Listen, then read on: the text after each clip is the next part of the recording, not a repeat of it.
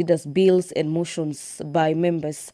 So this procedural motion will be seeking to have the House consider business away from the normal business of the House on Wednesday morning. The House will this morning also consider the Agriculture and Livestock Extension Services Bill. This is a bill from the Senate, Bill number 12 of the year 2022. At the National Assembly, we have Honorable John Mutunga co-sponsoring the bill coming from the Senate. From the Senate, this bill is being sponsored by Honorable Tabitha Mutinda, and it is a bill that seeks to provide for a policy and institutional framework within which the agricultural and the livestock industry operates, by, among others, establishing the Agricultural and Livestock Extension Service, which will be managed by the Board of Directors. Agriculture is the backbone of the economy, and so majority of Kenyans depend on the agriculture either directly or by feeding their families or through trading of agricultural and livestock commodities, as well as generating an income. And according to the sponsors of the bill, unfortunately, over the years, the returns have been dwindling. This is due to mainly poor performance of both crops and livestock, which can be attributed to matters climate change, poor production method, pest, and diseases, among others. According to the sponsors of the bill, they indicate in the bill that it is therefore genuine. There is a genuine need to set up a policy and institutional framework to support and guide the activities, operations, as well as interactions within the industry. And this is with the aim of growing the industry with the result of a strengthened agricultural economy for the various counties across the country. This is a bill by Senator Tabitha Mutinda from the Senate and the National Assembly. At the National Assembly, this is being co-sponsored by Honorable John Mutunga. And the debate on the Agriculture and Livestock Extension Service Bill is already concluded upon, and what remains is for a question to be put for members to vote on the bill that seeks to streamline as well as enhance the agricultural production in the country. But away from that, we have the Finance Bill, National Assembly Bills number 19 of the year 2025, coming up for consideration this morning. This is a bill by the Chairperson Departmental Committee on Finance and the National Planning. And the indications are that the debate has already been concluded upon. The National Assembly was debating the Finance Bill 2025 for the better part of last evening or last afternoon. And what remains is for the question to be put. We wait to see how that turns out this morning. On your screens, you can see the mace carried by the Sergeant at Arms, closely followed by the Deputy Speaker of the National Assembly, Honorable Gladys Boss, who will be presiding over the business of the National Assembly this morning. So kindly allow me to hand you over for this live broadcast.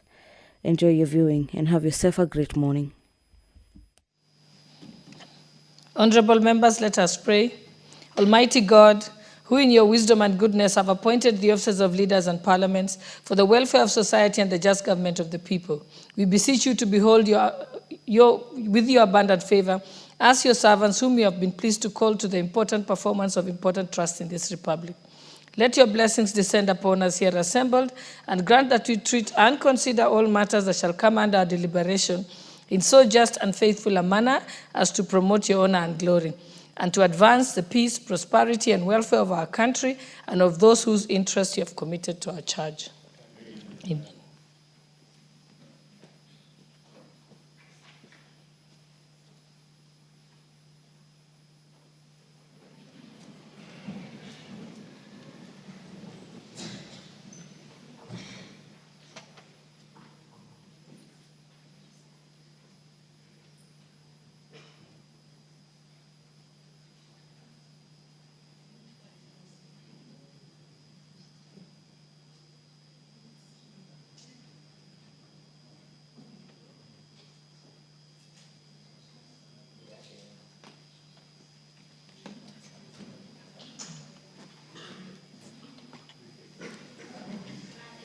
Sergeant at Arms, kindly ring the bell for 10 minutes.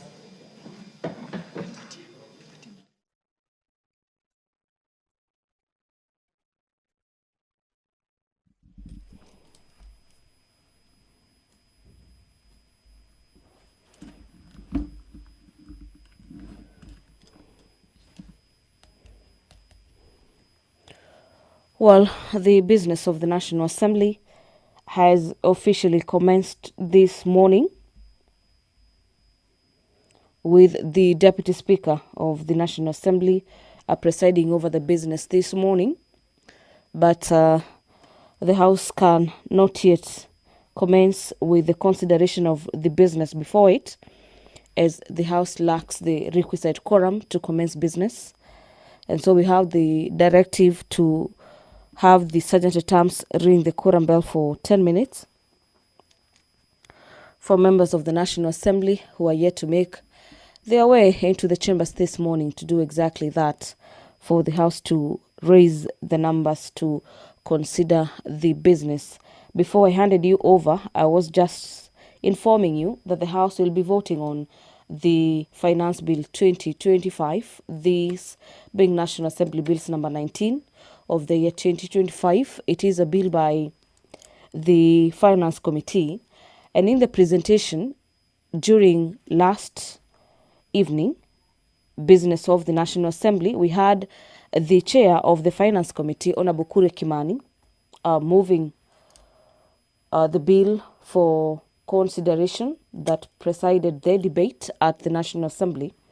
And among the submissions he was making before members is that his committee has carefully considered the bill and proposed some measures to seal the loopholes, to enhance matters compliance and the reduction of cases where there is avoidance of payment of taxes.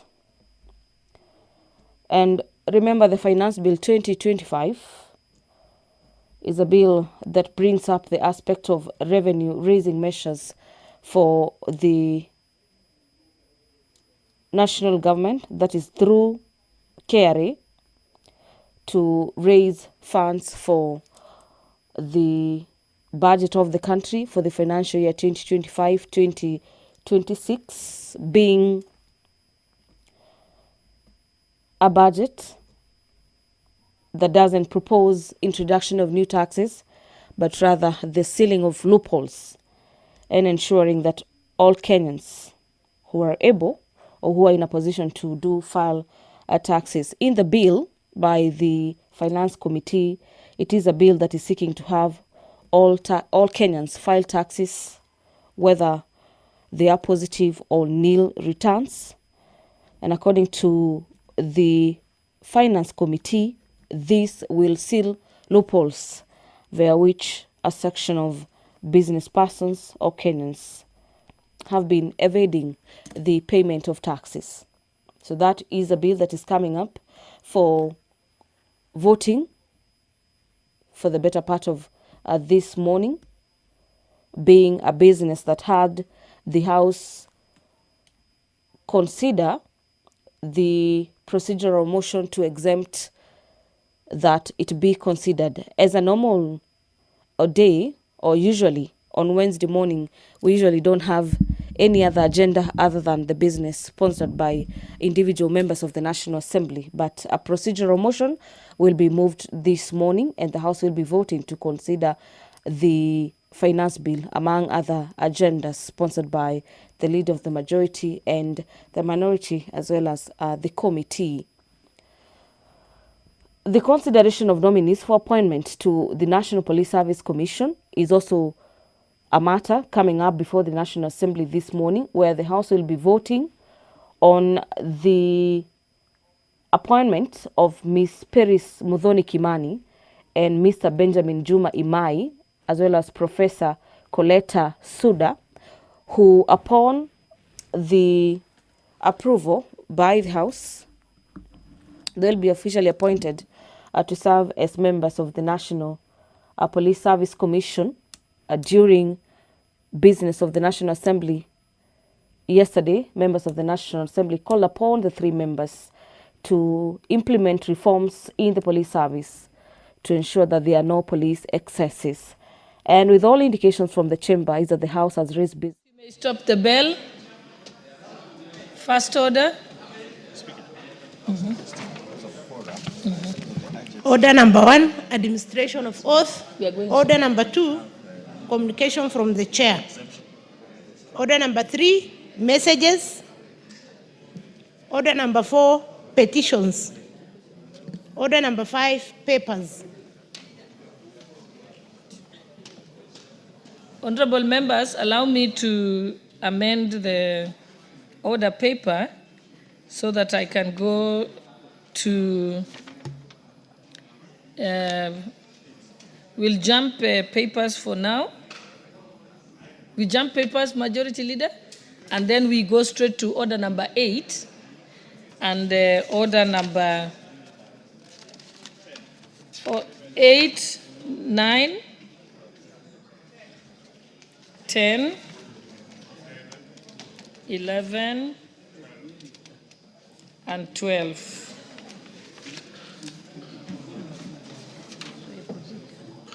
No, not 12. Not 12. We'll just go up to order number 11. Yes. Okay, you can read the orders. Did we say we skip papers first? Let's skip papers first. So we are starting with order number 8. So if you sit down, we'll come back to you. Okay. Order number 8, procedural motion, exemption of business from the provisions of Standing Order 43. Honorable members. Oh, yes, procedural. I thought I was putting the question. Okay. Thank you, Honorable Speaker. Honorable Speaker, thank you for that indulgence to allow us to change the order a little bit.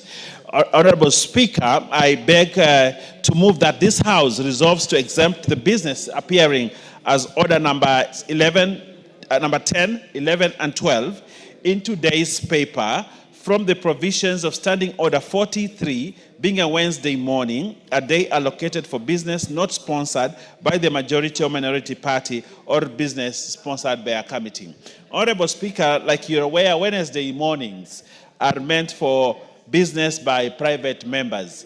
But because of the urgency of the matters, Honorable Speaker, we want to ride on order, Standing Order 40, so that we can exempt, Honorable Speaker, and have the finance bill, and consideration of the nominees on appointment to the National Police Service and the County Public Finance Laws Bill, Honorable Speaker, that we consider them now, Honorable Speaker, so that we can beat the time frame as given in the Public Finance Act to ensure that we enact these laws within the framework of the budget timelines, Honorable Speaker. Therefore, Honorable Speaker, having said that, I want to urge members to support this procedural motion. It's a simple, straightforward procedural motion, and request the Honorable Papa Osoro, no, the Honorable Osoro, Silvanus Osoro, to actually second. I thank you, Honorable Speaker.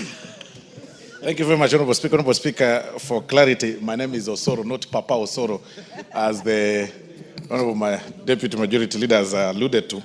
But Honorable Speaker, the purpose of seeking the exemption of business from the provision of Standing Order number 43, as the movers clearly stated, is to try and dispense of all this business, the government business, and set aside the business that is meant for the private members. Honorable Speaker, looking at the calendar of this House, we are set to proceed for recess next week on 27th. And this House also received the Minister for, or the CS for Finance, who of course gave us the estimates sometimes last week. And it's important that even as we come to the closure of this financial year, getting now to the next financial year, that we push this business that is stated in order number 10, and that is the finance bill, and also the special motion that we discussed yesterday, and of course the county public finance laws, because we are getting into the new financial year. So, Honorable Speaker, with that, I beg to second.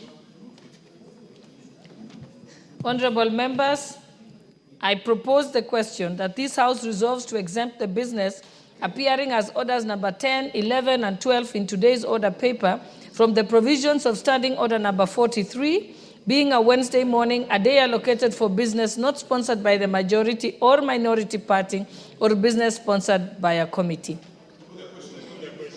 Thank you, honorable members. I now put the question that this House resolve to exempt the business as orders numbers 10, 11, and 12 in today's order paper from the provisions of Standing Order 43, being a Wednesday morning, a day allocated for business not sponsored by the majority or minority party or business sponsored by the committee. Will as many as of that opinion say aye? Aye. Will as many as of the contrary opinion say nay?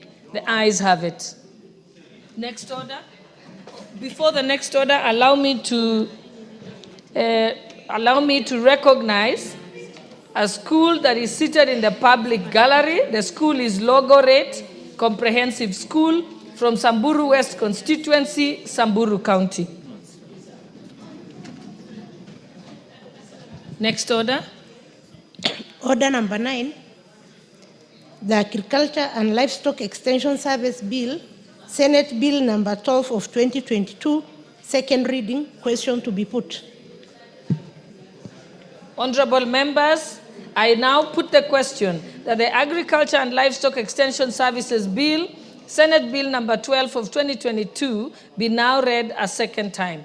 Will as many as of that opinion say aye? Aye. Will as many as of the contrary opinion say nay? The ayes have it. A bill for an act of parliament to provide for agricultural and livestock extension services, establish the agricultural and extension services and for connected purposes. Next order. Order number 10, the Finance Bill, National Assembly Bill number 19 of 2025, second reading, question to be put. Honorable members, I now put the question that the Finance Bill, National Assembly Bill number 19 of 2025, be now read a second time. Will as many as of that opinion say aye? Aye. Will as many as of the contrary opinion say nay? The ayes have it. A bill for an act of parliament to amend the laws relating to various taxes and duties for matters incidental thereto. Next order. Order number 11, special motion, consideration of nominees for appointment to the National Police Service Commission. Question to be put. Honorable members, I now put the question that taking into consideration the findings of the Departmental Committee on Administration and Internal Security in its report on the approval of the hearing of nominees for appointment as members of the National Police Service Commission, laid on the table of this House on Thursday, 12 June 2025, and pursuant to the provisions of Article 246(2) and 252 of the Constitution, and Sections 3 and 8 of the Public Appointments Parliamentary Approval Act, Cap 7F, approves the appointment of the following nominees as members of the National Police Service Commission. 1, Ms. Peris Mudhoni Kimani. 2, Mr. Benjamin Juma Imai. And 3, Professor Colette A. Suda. Will as many as of that opinion say aye? Aye. Will as many as of the contrary opinion say nay? The ayes have it. Honorable members, I think you'll allow us now to go back to order number 5. Thank you for your indulgence. Order number 5, papers. Majority Leader, Honorable Lowenbayer.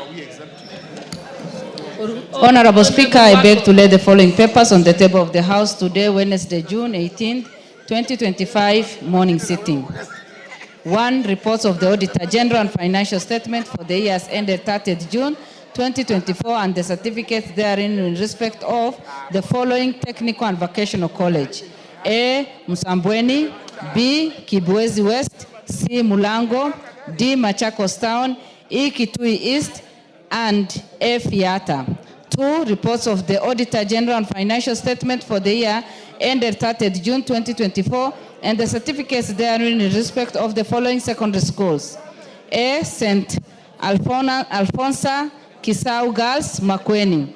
B, Kitondo, Makueni. C, Baricho Boys. D, Kabare Girls. E, Shimba Hills. And F, Muha Boys, Makueni. 3, reports of the Auditor General and financial statement for the year ended 30th June 2024 and the certificates therein in respect of the following technical training institute. A. Wote, B. Machakos Technical Institute for Blind, and C. Katine. 4. Reports of the Auditor General and financial statement for the year ended 30th June 2024 and the certificates therein in respect of A. Malindi Integrated Social Health Development Program Phase 2, MISHDP 2, Coastal Development Authority. B. Horn Africa Groundwater for Resilience Project IDA, credit number 7082KE, project ID P174867, State Department for Water and Sanitation.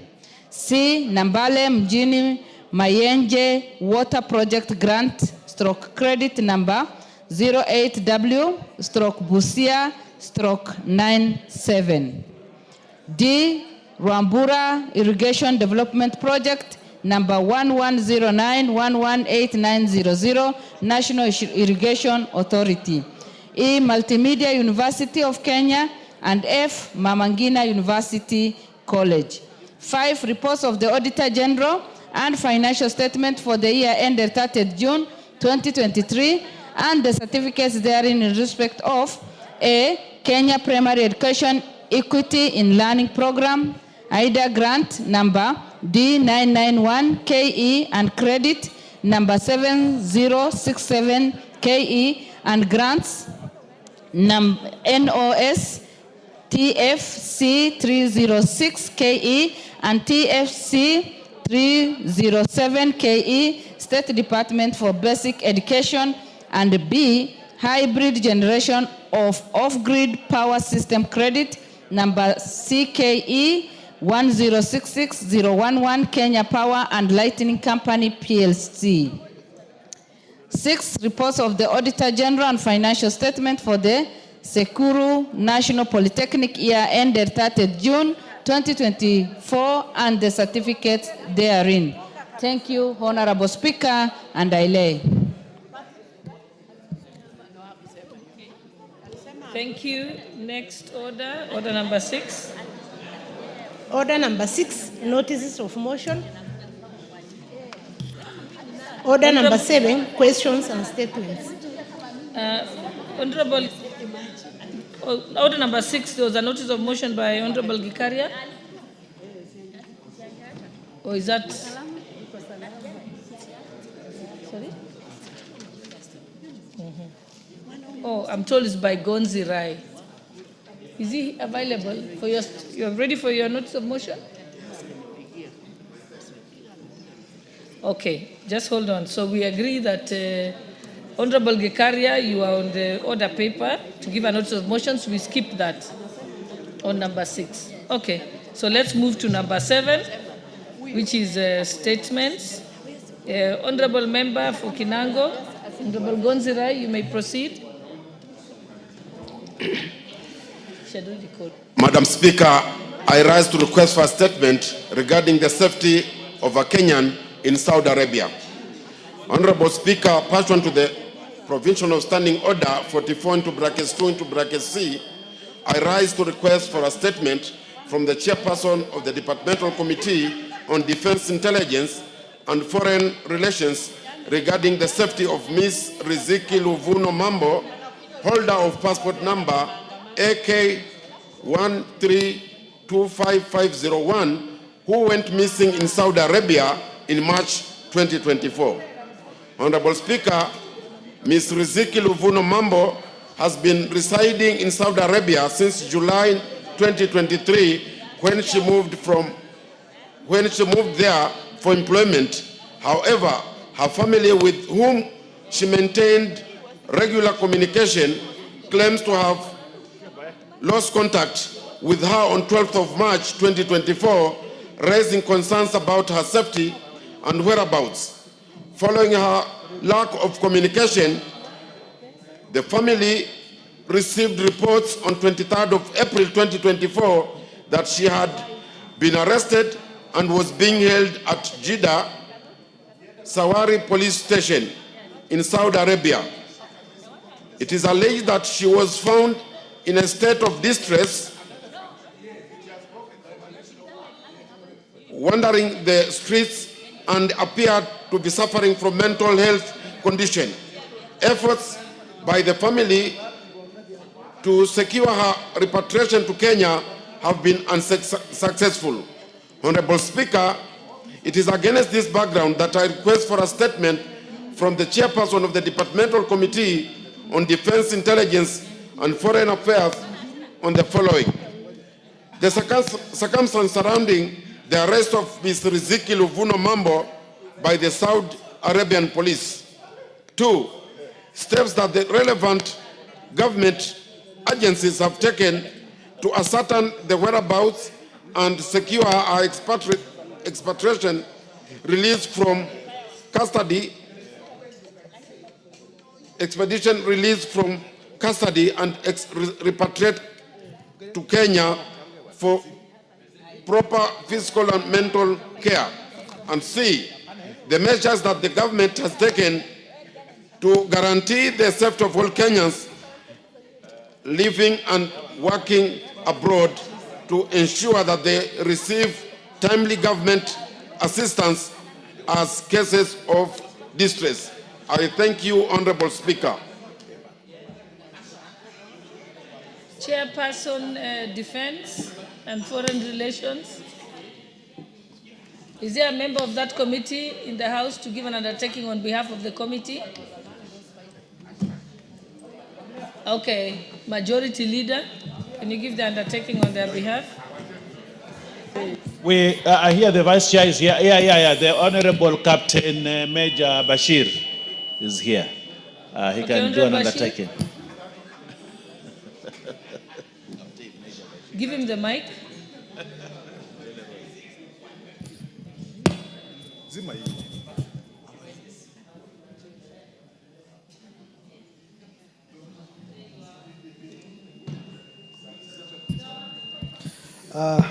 Thank you, Madam Speaker. I have listened to the request for a statement, and I would like to inform the member that we'll be able to have a response to the question in 2 weeks' time, including also all others that he has mentioned, including distress calls from the people in diaspora. 2 weeks' time will be appropriate. Okay, thank you. Next order.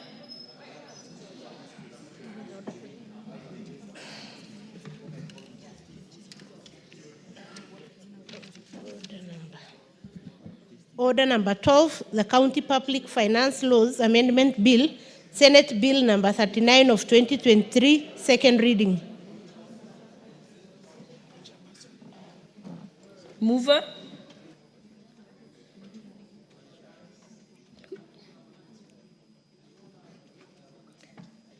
Who's the mover of the bill?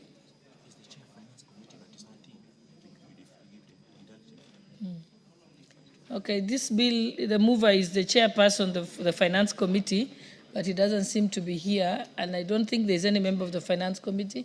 I'm told they were having a meeting. So I think we can skip order number 12, stand it down and bring it back at a later time today.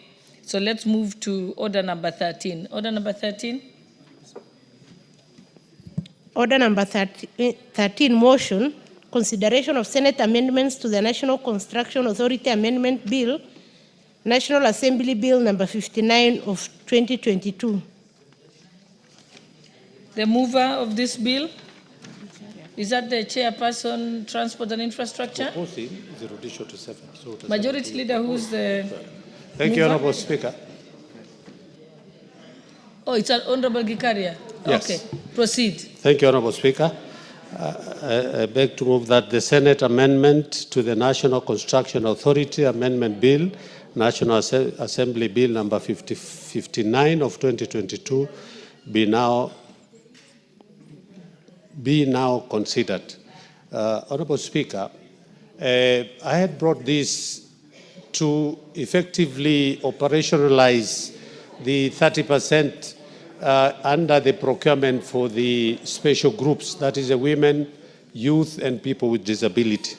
And Honorable Speaker, in that amendment, I had proposed that we exempt class 8, 7, and 6 but we had agreed with the committee that we only exempt class 8 only. But when we went to the Senate has since rejected our proposal of 8 and returned it to where I had proposed to 6, 7, and 8. But, Honorable Speaker, I want to agree with the committee that we just exempt only class 8 and just up to class 8 and nothing more, and that is only for startup, so that we can be able to help our youth, women, and people with disability to be able to venture into business, to give an opportunity for us. So in my view, I would want to agree with the committee and reject the Senate proposal. And I ask Honorable Ruto to second.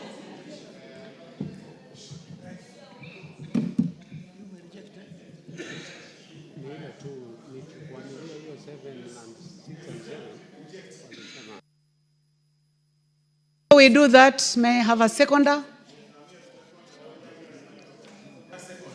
Is the seconder the Honorable Ruto? Member for Keses, please proceed. Thank you so much, Madam Speaker. Through to what the proposer said, Madam Speaker, the essence of providing this particular intervention is to encourage young members of the country, that is the youth, the special group of women, and people living with disability to participate in such business entities and to grow the economy. And therefore, I stand to support the rejection of the proposals of Senate, and we only approve the removal of Class 8 under NCA, so that we encourage the new people and we don't misuse the other conditionalities that have been provided by NCA, because we've seen other people who are qualified, who are able, can misuse those particular provisions. Thank you so much. I support the proposal of rejection. First, I now propose the question, which is that the Senate Amendment Bill to the National Construction Authority Amendment Bill, National Assembly Bill number 59 of 2022 be now considered. May I go ahead and put the question? Yes. I now put the question that the Senate Amendment to the National Construction Authority Amendment Bill, National Assembly Bill number 59 of 2022 be now considered. Will as many as of that opinion say aye? Will as many as our contrary opinion say nay? Nay. The nays have it. So, honorable members, honorable members,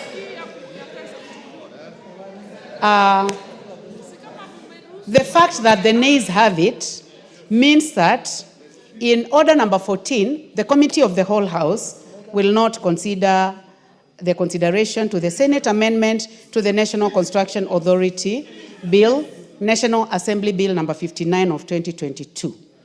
Thank you, honorable members.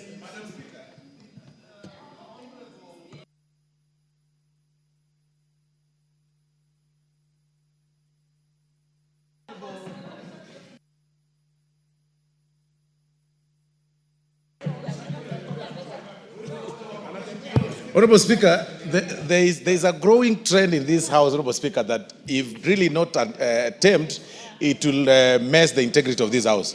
Honorable Speaker, when the Speaker is on her feet, nobody should be seen walking and moving around, Honorable Speaker. The Honorable Wamboka, Honorable Speaker, is out of order. He's been walking around picking water, Honorable Speaker, or something.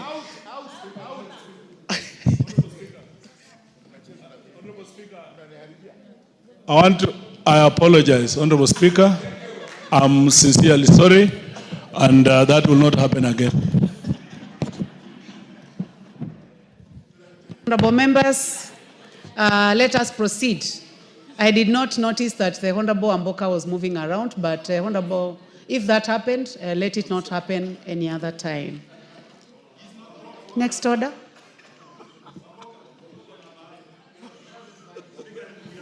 Order number 14, Committee of the Whole House.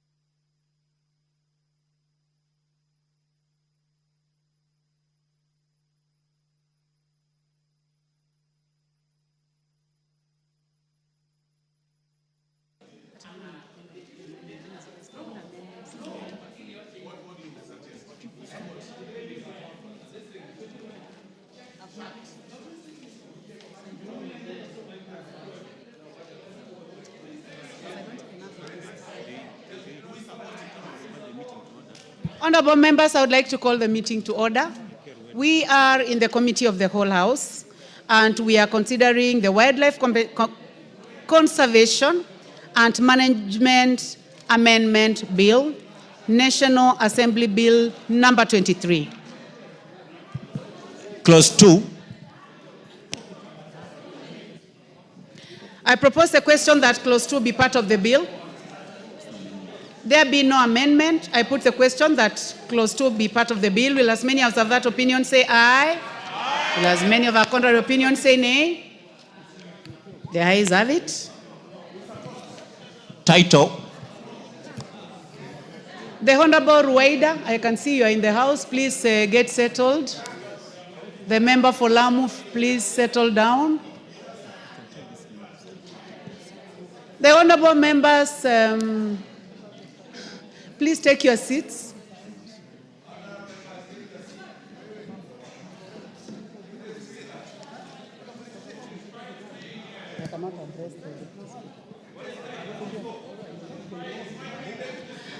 Honorable members, the only person I will not address is the Deputy Speaker. The rest of the members, please take your seats. Except the Deputy Speaker.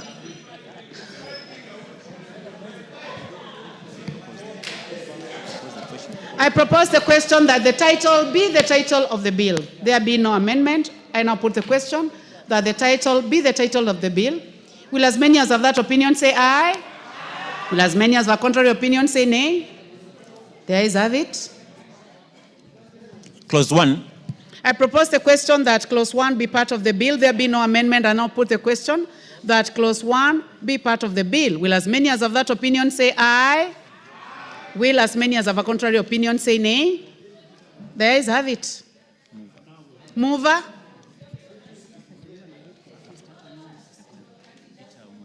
The Honorable Rueda Obo, member for Lamu East. Lamu East. Mheshimiwa Spika, naomba kutoa hoja kwamba kamati ya bunge iliripoti kwa bunge la kitaifa kushughulikia kwa mswada wa hifadhi na usimamizi wa wanyamapori marekebisho mswada wa bunge la kitaifa nambari 3 wa mwaka 2023 na kuridhiwa kwake bila marekebisho. Asante Bi Speaker. Asante sana Mheshimiwa Rueda. Honorable members, I now put the question, which is that the committee do report to the House its consideration of the Wildlife Conservation and Management Amendment Bill, National Assembly Bill number 3 of 2023, and its consideration without amendments. Will as many as of that opinion say aye? Will as many as of a contrary opinion say nay? The ayes have it.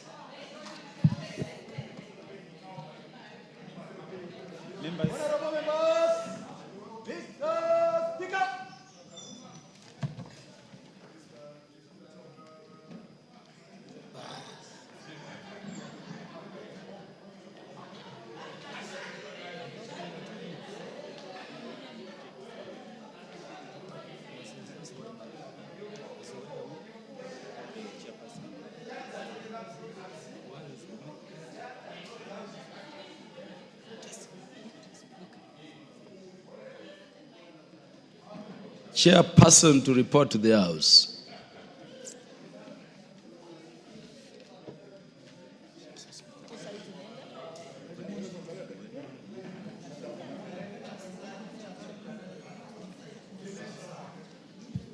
Thank you, Honorable. Honorable Speaker, I beg to report to the Committee of... Honorable Speaker, I beg to report that the Committee of the Whole House has considered the Wildlife Conservation and Management Amendment Bill, National Assembly Bill number 3 of 2023, and its approval without amendments. The mover to move agreement with the report.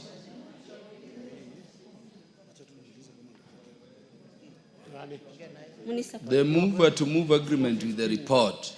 Mheshimiwa Spika, naomba kutoa hoja kwamba bunge hili likubaliane na kamati ya bunge zima kuhusu ripoti hiyo. Pia namuomba Mheshimiwa Owen Baya au aunge kuafiki hoja ya kukubaliwa kwa ripoti ya kamati ya bunge zima. Asante Bwana Spika. Honorable Owen Baya. Thank you, Honorable Speaker. Honorable Speaker, I just a minute. Asante Mheshimiwa Speaker kwa kunipatia nafasi kuunga hoja ya makubaliano na bunge kuhusu mswada huu. Na niseme hivi kwamba huu mswada ni mswada muhimu sana. Na nataka kumpongeza Mheshimiwa Roida kwa kujali watu wake wa Lamu na watu wa Pwani, kwamba hawa wanyama ambao leo tunawaweka katika ratiba ya wale ambao wakiumiza watu watalipwa ni viumbe ambavyo viko katika bahari. Na hivi viumbe Bwana Spika, huwa vinaumiza watu wa Lamu sana. Manake watu wa Lamu wengi wao wanapata chakula chao cha kila siku kupitia ile bahari ya Hindi. Na kwa sababu hiyo basi Mheshimiwa Roida, nataka niseme kwamba umefanya jambo zuri sana. Watu wa Lamu na watu wa Pwani watakukumbuka maisha yao yote kwa hii kazi nzuri umewafanyia, ili hata hao wapate fidia, wafidiwe wakipata hasara ndani ya bahari. Asante Bwana Spika, na naunga mkono makubaliano na hoja hii ambayo Mheshimiwa Roida amepitisha. Asante sana. Yes, Honorable Rachel Nyamai. No. In terms of procedure, Honorable Rachel, the question has to be proposed first. Honorable members, I propose the question that the House do agree with the committee in the said report. Honorable Rachel Nyamai. Mheshimiwa Spika, ningependa kuchukua fursa hii pia mimi niweze kumpa kongole Mheshimiwa wa Lamu East ambaye ni Mheshimiwa Rueda Obo. Alifanya kazi nyingi sana. Na kwa kawaida Mheshimiwa Rueda huwa anajali sana watu wake wa Lamu. Na sana sana mambo ambayo yanahusu bahari, mambo ambayo yanahusu umbali kutoka hapa Nairobi. Tumemsikiza akiwa hapa bungeni vile anapenda kuhakikisha kwamba watu wake wanapatiwa fidia sana sana kwa mambo ambayo yanahusu bahari. Na ningependa pia kupongeza Mheshimiwa Honorable Owen Baya. Na pia nimwambie nimeona Kiswahili kimeanza kumshinda. Sijui ni kwa sababu gani. Kwa sababu analemewa ni kukaa sana na Mheshimiwa Eshongwa, Mheshimiwa Whip Osoro na Mheshimiwa wa Marsabit, Mheshimiwa wako wanamuongelesha kizungu mingi mpaka siku hizi ameanza kusahau Kiswahili. Kwa hivyo ningependa kuwapongeza wote wawili, lakini niambie Mheshimiwa Rueda ajaribu aketi sana na Mheshimiwa Baya amfundishe Kiswahili. Mheshimiwa Rachel Nyamai, ungependa kufahamishwa jambo na Mheshimiwa Osoro? Ningependa nifahamishe na Mheshimiwa Osoro. Na anifahamishe kwa Kiswahili. Fahamisha kwa Kiswahili. Mheshimiwa Spika, ningependa kufahamisha Mheshimiwa Rachel kwamba hatusemi kwamba lugha ya Kimombo, usema kwamba Kiingereza mingi. Wasema Kiingereza kingi. Pili, tunasema kwamba sio Kiswahili kimemshinda. Tunasema kwamba Kiswahili, lugha ya Kiswahili imemlemea. Kwa hivyo matamshi katika ngeli ni vema kwamba ni vema unapozungumza katika lugha ya Kiswahili uelewe kwamba kuna ngeli, pia kuna muktadha wa kufuata kidogo, ndio kidogo uweze kuelewa Kiswahili vile inafaa. Mheshimiwa Rachel, umefahamishwa, ulikuwa umemaliza au unaendelea? Ningependa tu kufunga. Sababu hata mie ningependa kushukuru sana Mheshimiwa Osoro, lakini pia ni vizuri ajue kuna misamiati ya Kiswahili ambayo anafaa aielewe vizuri. Kwa hivyo tunapopongeza Mheshimiwa wa Lamu, tunafaa tupange maneno kama vile ambavyo anaipanga na vile ambavyo inapangwa na Mheshimiwa wa Mombasa ambaye anaporomosa Kiswahili vizuri sana. Asante sana Mheshimiwa Spika. Mheshimiwa Osoro, uko kwa hoja ya nidhamu au ufahamisho. Habu kwa wakati huu lazima mjue wajumbe waheshimiwa kwamba mmepoteza spika. Niko katika hoja ya kufahamisha bado. Spika haelewi msamiati ngeli na hayo mambo mnaongea. Kweli kabisa spika, nikiendelea kufahamisha Mheshimiwa Rachel nimweleze kwamba hata katika lugha ya Kiswahili kuna pia unasahihi mtu kisha baadaye kama haupendi kusikiza ama kidogo uko na maoni tofauti kwa yale ambayo amesema unakanusha. Kwa hivyo kwa mfano unaposema kwamba mama alinikimbiza katika lugha ya Kiswahili, wengine usema kwamba mama hakunikimbiza, lakini hicho sio Kiswahili sanifu. Unapokanusha usema kwamba mama alinikimbiza. Kwa hivyo ukijibu unasema asante Mheshimiwa Spika. Ya, yule ni Mheshimiwa Sietenei au Mheshimiwa yupi?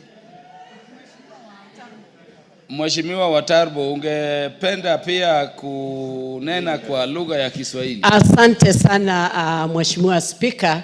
Nataka kufahamisha Bwana Osoro, Mheshimiwa Osoro, ya kwamba ameongea Kiswahili mufti sanifu, sio Kiswahili mufti. Aweze kuongea kwa Kiswahili mufti ndio tujue anaweza kuporomosha Kiswahili vyema. Asante Bwana Spika.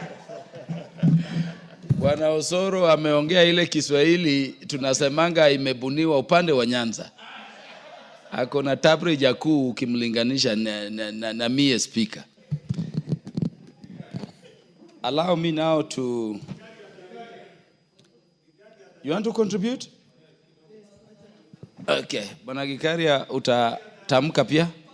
Asante Mheshimiwa Spika. Kwa kweli ni shukuru Mheshimiwa Ruaida Mohamed kwa hoja hili ambapo alileta hapa katika bungeni ya kuweza kuwajali watu ya sehemu ya upande wa Mombasa mahali kuna bahari na pengine watu wanapoteza ama wanapata injuries kutokana na wanyama wale wako ndani majeruhi kwa ile vitu inapatikana. Niseme kwa kweli ni kitu cha muhimu kuangalia kwa sababu kuna wakati mimi nilijaribu kuleta mswada kule kwangu, watu wengi kwangu wanapata madhara ama wanajeruhiwa mpaka maafa inatokana kutokana na nyani.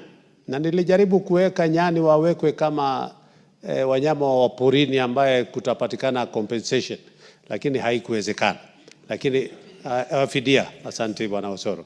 So niseme tu kwa kweli nimshukuru sana Mheshimiwa Ruaida kwa hiyo nafasi, na pengine hata sisi in future kwa sababu kwa siku zijazo tuangaliliwe kwa sababu ya hawa wanyama ambaye ni nyani ambaye wanalete madhara sana katika miji mikuu mahali kuna poli, especially kama kule kwangu kuna hiyo national park ya Nakuru ambaye watu wengi wanaathirika kwa sababu ya huyu mnyama anaitwa nyani. Kwa hivyo niseme once again kwa mara nyingine Mheshimiwa Ruaida, pongezi sana kwa msaada huu ambao umeleta. Asante.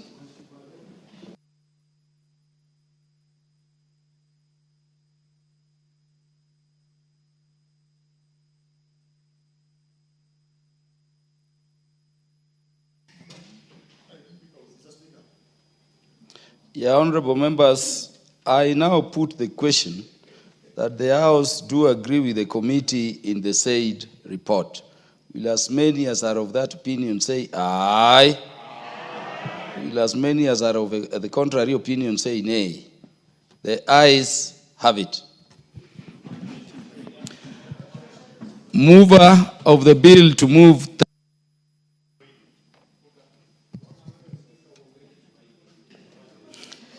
Mheshimiwa Spika, naomba kutoa hoja kwamba mswada wa hifadhi na usimamizi wa wanyamapori marekebisho, mswada wa bunge la kitaifa nambari 3 wa mwaka 2023 sasa usome mara ya 3.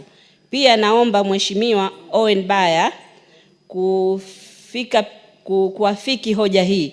Bwana Spika, nataka nichukue nafasi hii niwashukuru wabunge wenzangu kwa kuungana pamoja kupitisha huu mswada. Pia nishukuru uongozi wa bunge kwa kuhakikisha kwamba leo tumefika hii stage. Hili ni jambo kubwa sana kwetu, kwa sababu madhara mengi tuliyaona wakati tulipokwenda kule, kamati ilipokwenda Faza, watu walikuwa wamekatwa miguu.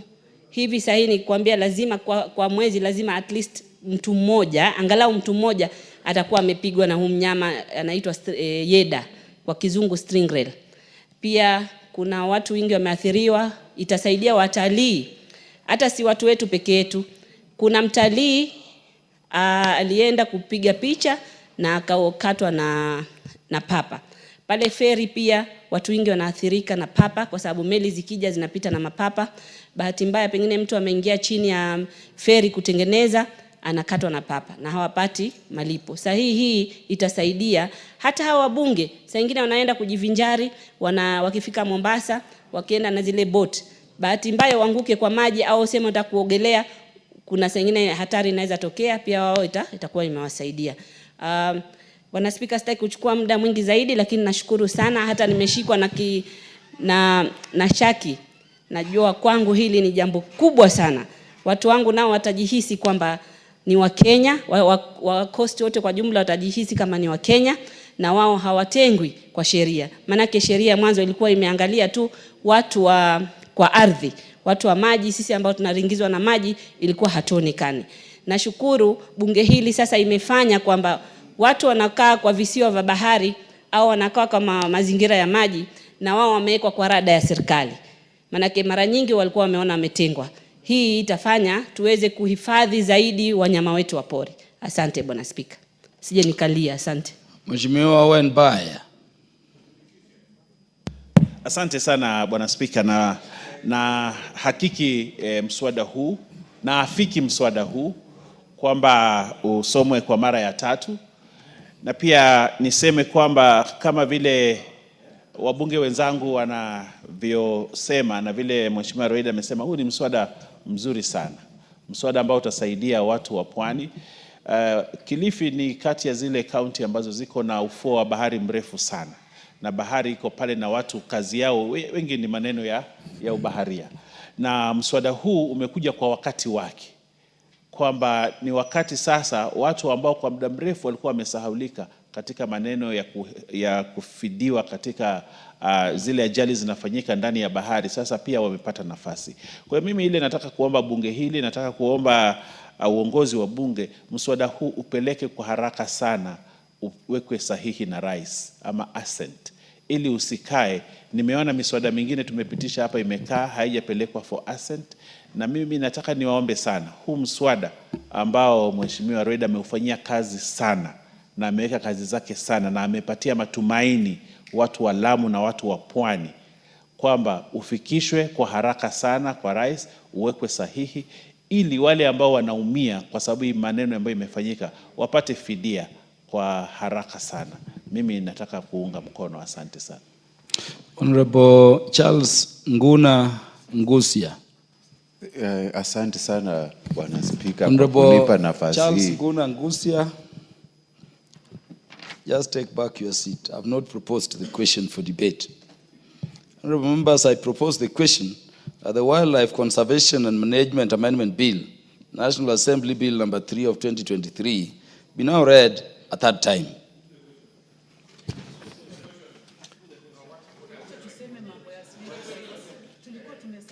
Yeah, so now you can contribute, Honorable Charles Nguna Ngusia.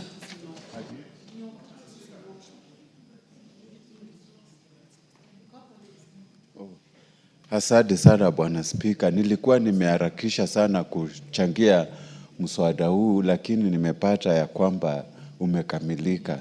Kwa sasa mimi nataka kuongeza sauti yangu kwa hii niunge mkono kabisa, na nataka kuuliza itiwe sahihi haraka iwezekanavyo. Na kama Spika ilivyo desturi yetu, nataka kuomba tafadhali upe dada yangu Recho Kaki, kuna kitu alikuwa anataka kuongezea hii mswada. Asante sana.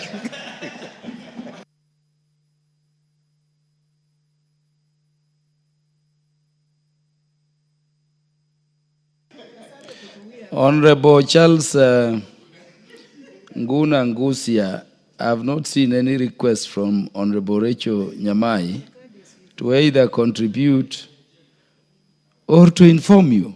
Honorable Rachel Nyamai, you wanted to contribute? Yes, Honorable Speaker. Because I want to put the question. Yes, I would like to thank you very much for your indulgence. This is a very important bill, and the proposal that has been, the bill that has just passed, Honorable Speaker, is extremely important. I am aware that the committee has been looking on to amend the same act. I know that it will take time because after being ascended to it, it needs to take about 6 months. But the issue of snake bites, Honorable Speaker, is a big issue that must be discussed now by this House. We have snake bites all over the country, starting with Baringo, Marsabit, Mandera, Kitui has the most poisonous snakes, Honorable Speaker. And we realize that when this amendment was being done, snake bites seems to have been left out. And I remember it was also removed, actually, in the 12th Parliament. So I would like to request the chair of this committee, after the passage of the 6 months, we will be bringing an amendment so that we also consider snake bites, because snake bites are killing too many people. And the ministry was in my constituency about 3 weeks ago, and the issue of snake bites was raised by my constituents, and so many people are calling for inclusion of snake bites in the compensation as part of the compensation we are discussing today. Thank you very much, Honorable Speaker, for your indulgence. I support. Yeah, Honorable Rachel, you raise a very important issue. My own grandmother, I never saw my paternal grandmother. He died of a snake bite.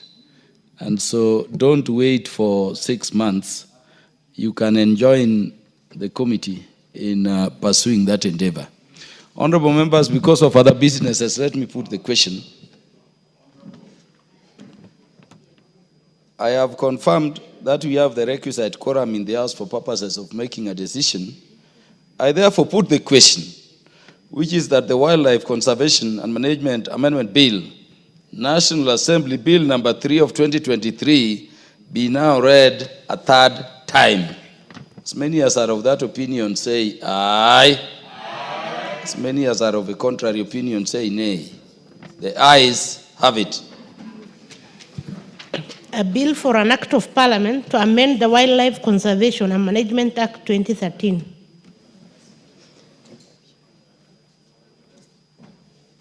Next order.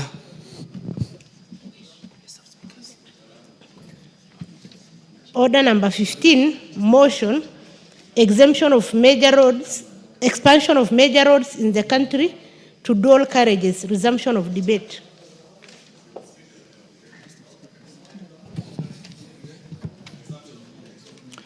Is that for resumption of debate?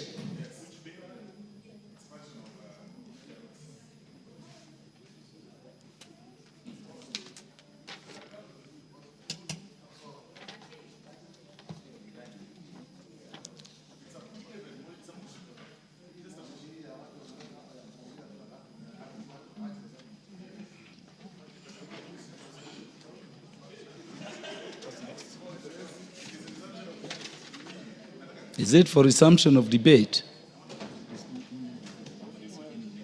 But it had been moved and seconded. Honorable Soro.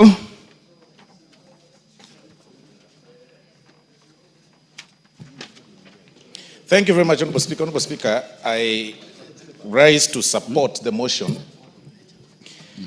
by the Honorable Faith Gitao on the expansion of major roads in the country to dual carriages. Honorable Speaker, the road issue or the road matter is actually a thorn in the flesh of many Kenyans, Honorable Speaker.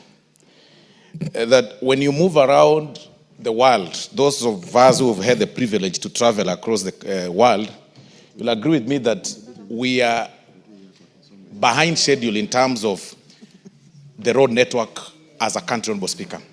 But of importance, Honorable Speaker, is the proposal or the motion by the Honorable Faith Gitao that seeks, or rather that brings us to the attention of everybody, Honorable Speaker, about the expansion of these major roads. Honorable Speaker, when you look, or if you've had an opportunity to travel or to make your way or to drive or whichever way from Nairobi all the way to Nakuru, then all the way to Kericho, all through to that route, Honorable Speaker, you'll agree with me that over the weekends, that route is extremely busy. Very, very busy. Because unlike the traditional holiday places that have been said before, like Mombasa and, the South Coast, the North Coast and all those places, other Kenyans opt, Honorable Speaker, to drive from Nairobi to Naivasha for what nowadays they call staycation or something, or just a little bit of some holiday, because that is another area that has become a common holiday destination, Honorable Speaker, especially for those who are not able to raise enough money, Honorable Speaker, and even not even enough money. There are very, very good hotels, Honorable Speaker, nowadays in Nakuru, Naivasha area, Honorable Speaker, that people go for holidays, Honorable Speaker. But unfortunately, there is a challenge. You drive all the way from Nairobi, you get to Westlands, but past Limuru, Honorable Speaker, you then now start finding a challenge or getting a challenge of the road network because of so many vehicles, Honorable Speaker, on the way. Because there are so many vehicles on the way in that route. If there is something that we need to think of as a country, is expanding such highways, Honorable Speaker. The roads that go all the way to Malava, the roads that pass through, you go, Honorable Speaker, from Sotik to Kaplong.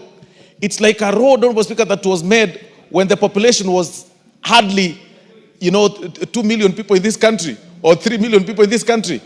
It is really not a road that people should be talking about. And I see Honorable Osero looking at me because that is his home. And he knows very well that there is a challenge between Sotik, Keroka, Kisii, and going all the way, Honorable Speaker, to Sirare. It's really, really a big challenge, Honorable Speaker. And there are so many vehicles on the road. Those roads, the implementers, or rather the people who came up with that structure of such roads, Honorable Speaker, did not envision a time when we will be densely populated as we are and with so many people on the road. And that is why this motion is coming in timely. Look at Mombasa, Honorable Speaker. Not everybody is able to afford a flight to Mombasa. That immediately you get to Makutano at the junction of Machakos towards Mombasa, Honorable Speaker, the road becomes slimmer, and slimmer. And because it was actually made, or it was constructed over 30 or 40 years ago, or even 50 years ago, and not really well maintained. Sometimes, of course, there are potholes on the road. Some irregular bumps have been erected by people because of the accidents that occur, Honorable Speaker. And we even squeeze ourselves with the trailers when you're driving in those roads. I mean, really, it is about time that we start having this discussion on how we can be able to get to expand these roads to have every major road as a dual carriage, Honorable Speaker. But even as we get to that, then we'll then need to sit down and ask ourselves this question. Is it then possible for this country, the country's budget, to meet those needs? Is it possible that within the budget that we have, Honorable Speaker, that we have all those roads, made under dual carriage, Honorable Speaker?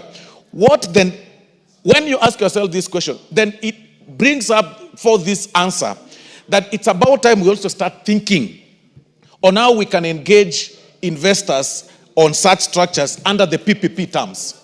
That if the government is not able to construct these roads because of the taxes, the insufficient, budget that we have, Honorable Speaker, and of course there's several needs, then it's about time that we start embracing the question of the private-public partnerships across the country. It is the question of time. It is about time that we start thinking about that, right? That if you are doing a road towards Malava from Nairobi, then have an investor construct an 8-lane structure, 8-lane carriage on one side, and 8-lane carriage on the other side, with the exclusion of a free one. Then you do tolling so that you are able to recover your money. So you do 8. If you want to go express to Malava, use the dual carriage. If you do not want to pay for through the toll station, then just a similar thing that happens, of course, Honorable Speaker, to the expressway. Then you are left with that small, slender road, the old one, so that you can use and remain on traffic as you want. So So it's about time that we start telling Kenyans and embracing, even as leaders, the question of the PPP, because it is not tenable through our budget. If we will be waiting for us, for the exchequer to fund the road, to make the road that way, like Thika Superhighway, so that we can have those dual carriages all through the country, it will not be possible. We want to urge Kenyans to start embracing the private-public partnerships. A similar thing that happened, a similar one like the expressway, it's optional for you to get through the expressway to the JKIA, or you use the underpass and go, it's free, and then go to JKIA. The difference is that one will save time, the other one will pay at a cost. So those are the things that we need to embrace, because it is timely. Looking at the city planning, looking at the country's planning, we are a little bit behind. I was engaging one of the colleagues, Honorable Speaker, when we visited Zambia the other day. You will notice, Honorable Speaker, that in Lusaka, even the city planning itself has envisioned a time where the country will have a population of 50 million or 60 million, because currently Zambia, although it's double in our size, Honorable Speaker, in terms of the landmass, their population is barely 20 million people. But looking at the city planning, the spaces they've left for those who cycle, the spaces they've left for those people who like walking along the road is very safe. But look at our country, Honorable Speaker. The cyclists, the people, the cyclists are riding their motorbikes and their bicycles just besides the vehicles, and besides those people who are doing jogging every day, and besides, of course, trailers, quite risky. And that is why, Honorable Speaker, we've got so many cases of hit and run. And I can tell you, as a legal practitioner, when I started practicing law, Honorable Speaker, the very first thing I started doing, Honorable Speaker, is going through the morgues, Honorable Speaker, for what we call ambulance chasing. And that's what most people who start practicing do whenever because it is common. People are dying on the road, Honorable Speaker, through hit and run. People are hit daily. And because of the nature of our laws, nowadays when you get a person hit by the roadside, Honorable Speaker, you can hardly stop and pick him, because when you take, even if he's, has some little pass left for him to be saved, you will fear, because when you take them to the hospital, you are asked, okay, so are you the one that hit this person? And the police will be after you. And that is why we are turning to be a country of each person for himself and God for us all. It's quite unfortunate. But General Honorable Speaker, it is about time that we start thinking through the PPPs. We start looking for the investors, viable and quality investors, to help us do the dual carriages. They toll to recover their money, but still we leave that slender one, we leave that road, that particular one, to be free of charge, so that you have an option to either toll, use through the toll station and pay, or pass through the normal one. So with that, Honorable Speaker, and this one should actually go deep into the villages, so that it can actually open up the economic channels of this country. With those very many remarks, Honorable Speaker, I am very impressed by the Honorable Faith Gitau's motion, and I suggest that it just doesn't end in these structures of motion. We need to think through the public-private partnership, Honorable Speaker, in terms of, for us to engage, for us to be able to achieve this, because it is not possible to do this through the exchequer. I beg to support, Honorable Speaker, and I thank you very much.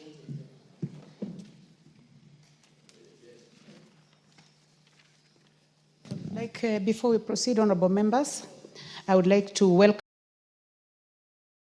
welcome students seated in the public gallery this morning. Students from Kivuthine Secondary School, Kibwezi East Constituency, Makueni County. Let us welcome them to the National Assembly. You are welcome to continue observing the proceedings of the House.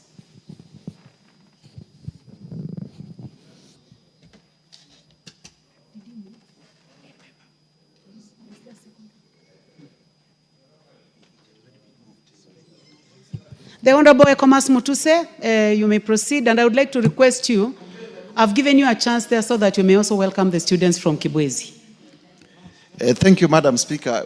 In welcoming the students from Kivuthine Primary School in Kibwezi East, which is my neighboring constituency, just to urge them and their teachers to, you are welcome to the House of Parliament. This is where decisions in terms of laws, decisions in terms of budgeting and oversight of expenditures of the national government are taken. This is a house of record, it's a house of order. You are among the privileged few who have had the opportunity to come here, and therefore I congratulate you with your teachers for making to the House of Parliament, and we wish you all the best in your academic journeys so that in future all of you may grow up to be professionals who this country will look up to in terms of transforming us, and some of you may also become leaders and lead your people at your time. Having said that, Madam Speaker, and I say that on behalf of the Honorable Jess Kambalu because that is our constituency.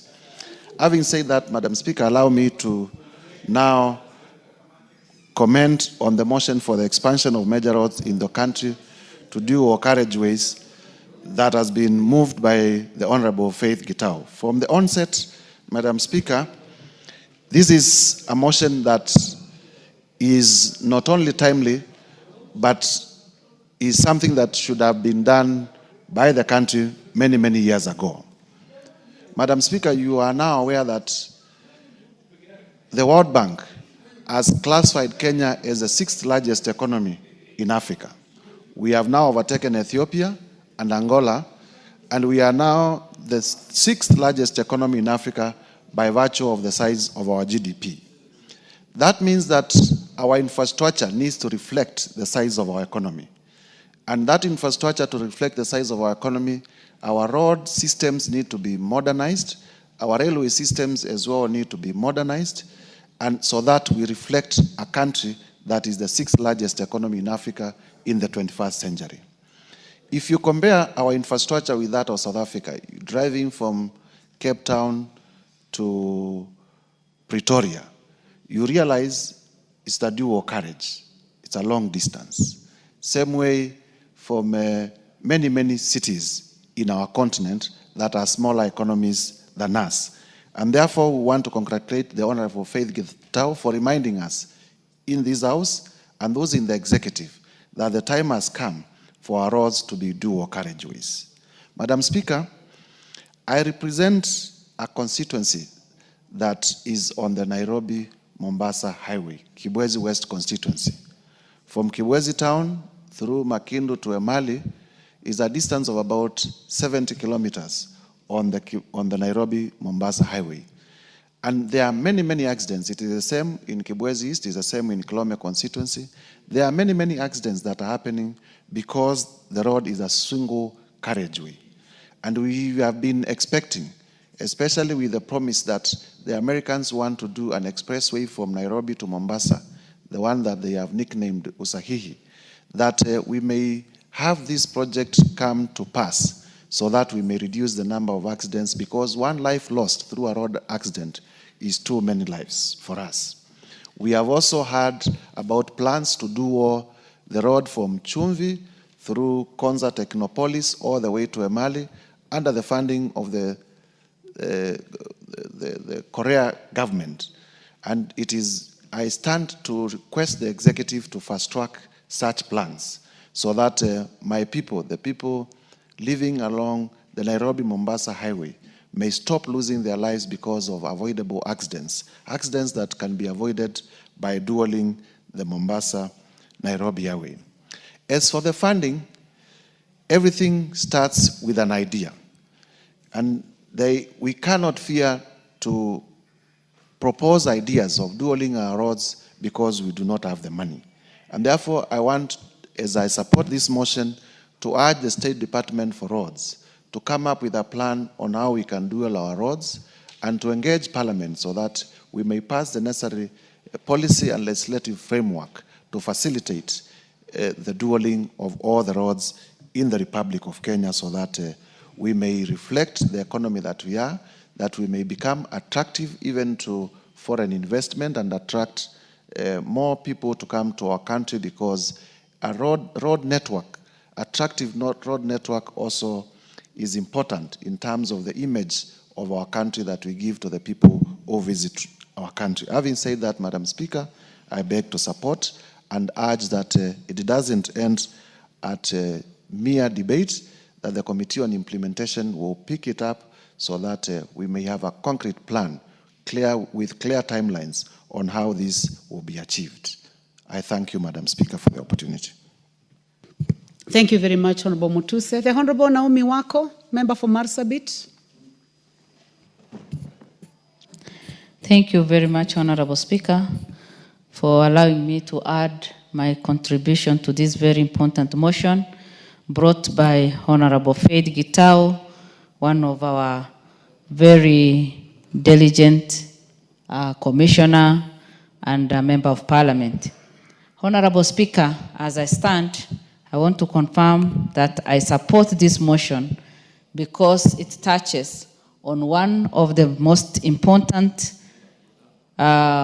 things that we depend on as a country.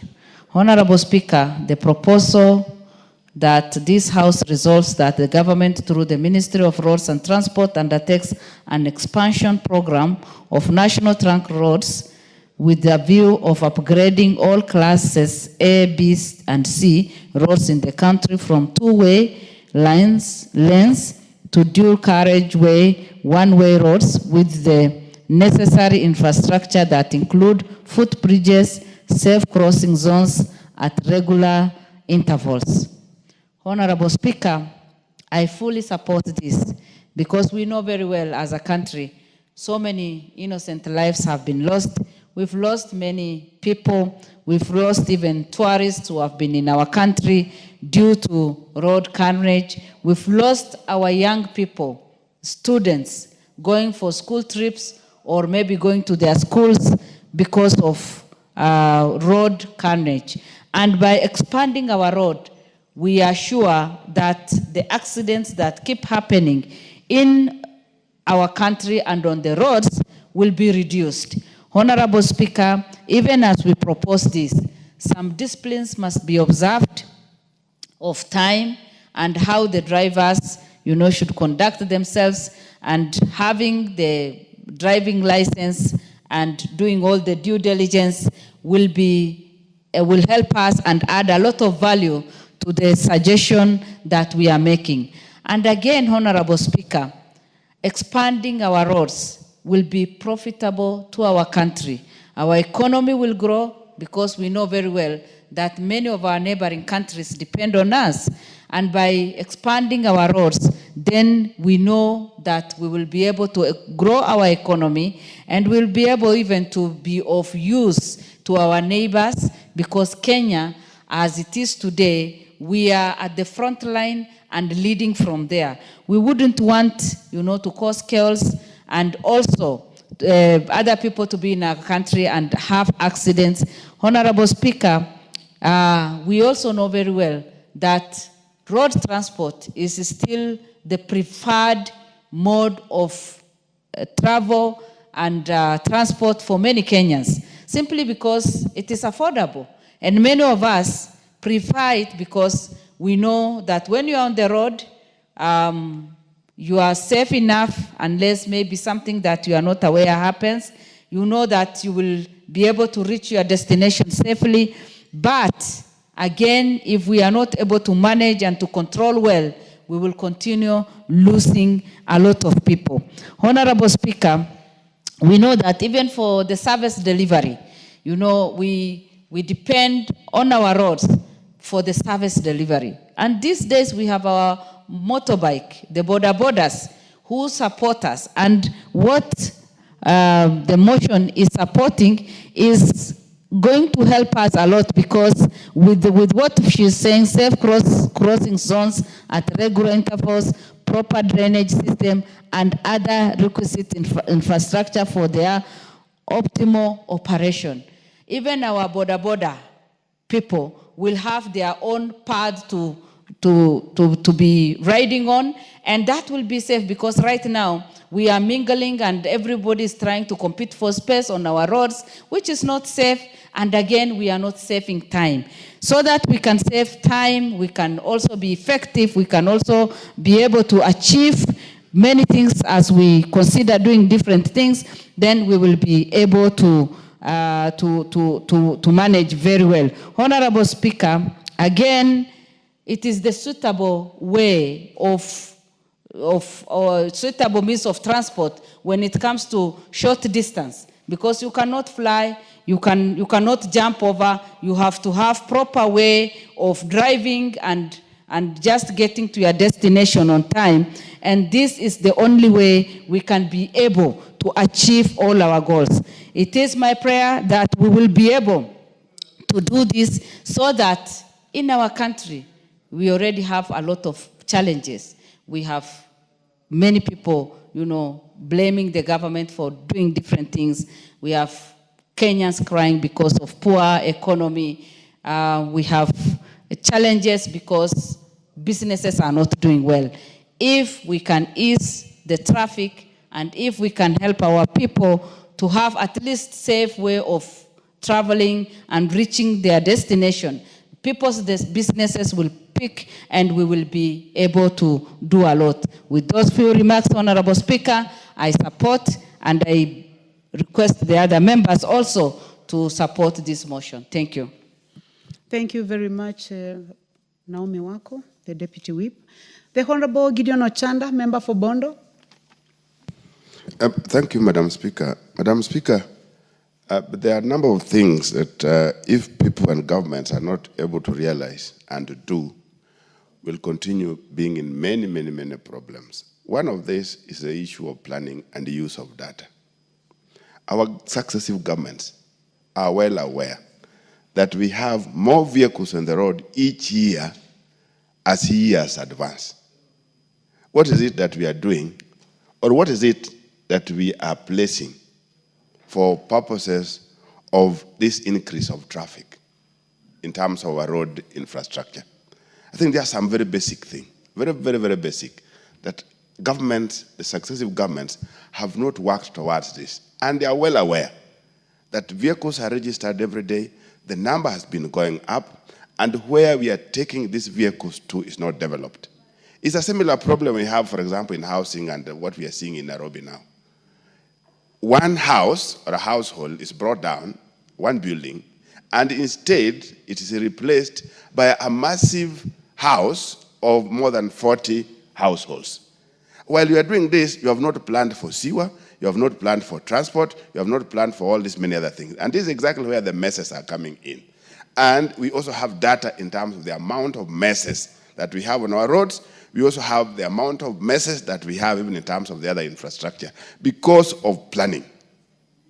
I don't want to say that planning has not been bad, but somebody is ignoring, because these are very bare facts, that when you increase in number, definitely there must be a provision. Even if it is water, there must be a provision. Nairobi doesn't have the same people it had 20 years ago. There must be a provision. There must be some forward looking in terms of how some of these things are supposed to be met. And Madam Speaker, even some very basic way of how government raises revenue, we are well aware that if you put aside the formal ways of raising taxes or revenue, transport sector is one of the biggest sectors that helps these governments to raise money. What is it that we are doing when you are very sure that a sector generates for you money? It is a sector again that you ignore. Because if it were any other ordinary mind, you'll invest more where you generate more. And there was a policy in this country one time that you put more where you get more. You put more money where more money comes from. I don't know where this was lost. And a more particular one is where we use planning deliberately for a 5-year cycle. We plan with politics in mind. I think this is where there's a big problem. Because we are talking about these major roads. Some of them cannot be fixed within the 5-year period. But for purposes of planning and investment in them, it is important that we spread them across. Where we are at the moment, we are seeing problems that we would have avoided many years ago. 60 years since independence, we've only managed to do a railway, the SGR, which even as at now is still not in our hands. We've not done any. And yet we know that this would have been the best alternative to the road problems. You look at the colonial government, they were able to do this railway from Mombasa to Uganda in a decade. Yeah? And that was from 1901, 1902, and those are ages ago. Here we are, since independence, we are not even able to do a 1 or so kilometer of even if the old railway system that we were using before, even if you decided to put aside the SGR. I know there are those attempts that are there in place, but many of them are still focusing on doing these things within 5-year period. It can't work. So for purpose of our planning, we needed to know that from Mombasa to Nairobi was to be done in a certain period of time, Nairobi, Busia, or Malaba to be done in a certain period of time, Nairobi, Garissa to be done in a certain period of time, Nairobi, Kisumu, and whatever to be done in a certain period of time. This is exactly what has helped Tanzania. Tanzania has some of the very major bridges across their bigger rivers. But they have been doing those major bridges within, they're now 5, within every term of each parliament, each presidency, each government. They've been doing very major projects in terms of road network and bridges. They have bigger bridges than those we have if you put aside Nyali. The other bridges are really big because of the big rivers. And this has been happening because it is not tied to electoral period of time. So, Madam Speaker, these are some of the things that really needs to be looked at, so that when we are planning, we plan and we make use of our data. The next one is the issue of quality, Madam Speaker. You do a road, is a highway, and you are doing it like you are doing a village road. I'm bringing this in place, like in my place. We have a road, a Kenha road done from Kisian to Osieko. It's a Kenha road. But if you look at this road, it's a road that cannot withhold the kind of time and the kind of traffic that we have on it, because it was poorly done. More so between Bondo and Osieko is worse. And the maintenance arrangement cannot work. Every single time there's some contractor in place. As at now, the road surface is like it was a small village road. So the quality of works that go into highways also must be looked at, so that we don't go into one road 1 year after the other, you are on one road. 1 year after the other, you are on one road. We fix major roads, we fix them right, we fix them to last for purpose of quality, and then we move on. But if we are doing one road poorly done, and every single day you have to work on issues of maintenance, like this road I'm talking about, there's some contractors in one place or the other every single day, and it doesn't work. Right now it's in horrible condition, and you really wonder why was that money used in doing this road. If it would have been used in a village road rather than a highway. So, Madam Speaker, there are these issues that must be looked at: the issue of planning, the issue of where revenue is raised from, the issue of quality, and the issue of really looking at the alternative. Alternative to roads can only be railways, nothing else. Thank you, Madam Speaker. Thank you very much, Dr. Ochanda. The Honorable Jackson Lekumontare, member for Samburu East. Thank you, Madam Speaker, for this chance to contribute to this motion, Madam Speaker. Madam Speaker, this motion is very good for discussion. And I think, Madam Speaker, these roads, some of these roads, Madam Speaker, they are just there now to waste time. Because, Madam Speaker, if you look at some of our roads, you can be in a road for a very long time. And I think, Madam Speaker, just as other members have said, it is time for expansion. And I think this is a very good discussion, Madam Speaker. And as we discuss, it's very important, Madam Speaker, to be known that some parts of this country, there are no roads, even that single line. And we are discussing about expanding the roads. But other parts of this country, Madam Speaker, like where I represent, Samburu East, there are no roads, Madam Speaker. And I think equity is very important to every part of this country. You find that, Madam Speaker, the road may be serving a population, it is not there. Even getting some services become a problem.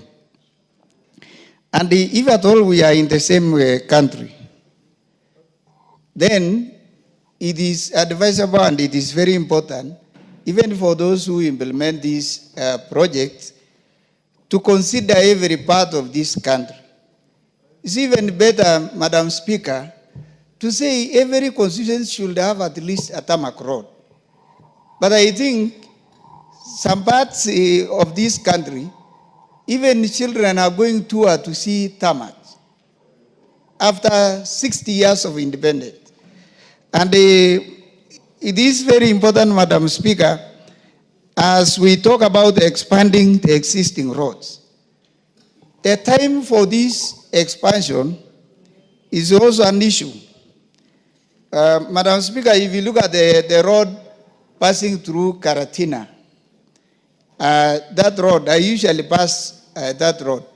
And since I came to this parliament, now this is my second term, the contractors have been there since.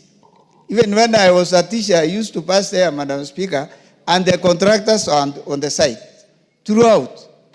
I don't know when will that road be completed. And I think people are not serious even to do what they are supposed to do. Because for more than 10 years, just trying to expand the road, it is not moving. So it is a good thing to discuss, a good thing to bring this motion. And I think it is important that it should be implemented, Madam Speaker. We lack good roads in this country. And I don't agree, Madam Speaker, when we say the resources are not enough, because they are enough in other places. It is only people are not looking at the whole country in a very fair manner. Some parts will get a lot of money, while others, when we look at other parts, then there is no funds. That is the usual song people are singing every now and then. And I think it is now the high time the government should be able to look at every part and consider it. If the budget is small, then it should be small for everybody. But you can find other places getting a lot of money, but others, no roads throughout. And we are in the same country. So I think it is very good. We really need to look at how maybe we can get funds to try help Kenyans. If you look at even the commodities, the way people are getting even food, commodities in other places, it is very high because of bad roads. When people are saying here Unga has gone, Madam Speaker, in our places, we even don't talk because the road is worsening even what our people are getting. So I think it's a good thing, good to discuss, but very important to note that there are no roads in other places. And I think if we really want to be fair, let us look at every corner of this country. Thank you, Madam Speaker. I support this expansion of roads to every place. Thank you.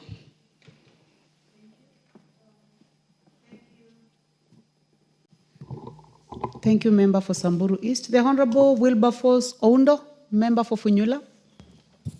Thank you, Honorable And Speaker. Honorable Professor, you have only 4 minutes. The time for this motion is coming to an Okay, thank you, end. Honorable Speaker. Let me also join my colleagues in supporting the motion by Honorable Faith Gitau on expansion of major roads in the country to dual carriageways. Honorable Speaker, transportation is the key to industrialization, is the key to improving the economy, and its importance cannot be gainsaid. Honorable Speaker, many of our so-called trunk roads, the international roads connect various regions and towns in this country, cannot really be constituted or be considered to be true roads in the true sense in what we see in the other countries. Honorable Speaker, it's such a shame that the road from Kisumu all the way to the border at Busia is literally a track. It cannot be called a road. Yet we pride ourselves that's the road to Great Lake region, to the entire all parts of the East and Central Africa. Honorable Speaker, the same applies to large chunks of the road between Eldoret and Malaba. It's therefore important that, as Honorable Faith has stated, that this country, the planners, all those who are involved, should move with speed and through other means, find ways and means of ensuring that these roads are dual. Honorable Speaker, if you travel many parts of this world, even small countries in Africa, all their major trunk roads are truly dual roads so that they move traffic, move goods fairly fast to where they are supposed to be. But Honorable Speaker, as we concentrate on the roads, allow me also to join Dr. Chanda. In many other parts of the country, actual road supplements transport. We have an untapped opportunity for purposes of railway. We could have moved much more goods, much more passengers, faster, safer, if we had continuously invested in the railway network. The last railway to be built was during the colonial time. The next has been during President Uhuru's time. Surely, honestly speaking, if we could find a way, I had an opportunity to travel in South Korea, a distance of almost 1,000 kilometers with a speed train. You cover much less period of time, and you move much more many people compared to road transport. But unfortunately, for Madam Faith, this is just a mere motion. Implementing or putting into practice motions in this country, if we have such a bad history, we might just end up being a chat show here without much impact or effort. With those few remarks, so that I save time, I support. Thank you very much. Honorable members, the balance of time, 48 minutes, has expired. So this motion, I'm sorry, it comes to an end. I know a few of you had wanted to speak, like the Honorable Dr. Mutunga, the Honorable Dick Maungu, and those two. Sorry, you cannot. I would like now to call upon the mover to reply. Is the mover in the house? I understand that the mover is in another meeting, the Commissioner Faith Gitau. So that will be scheduled at another time by the House Business Committee. Next order. Order number 16, motion, implementation of the universal health coverage and of a policy on mandatory use of public health care facilities by public officers. Motion by the Honorable Sabina Chege, nominated member. I would like this to be scheduled at another time. Next order. Order number 17, motion, formulation of a regulatory framework on artificial intelligence in the country. This motion is by the Honorable Marianne Kitani, MP.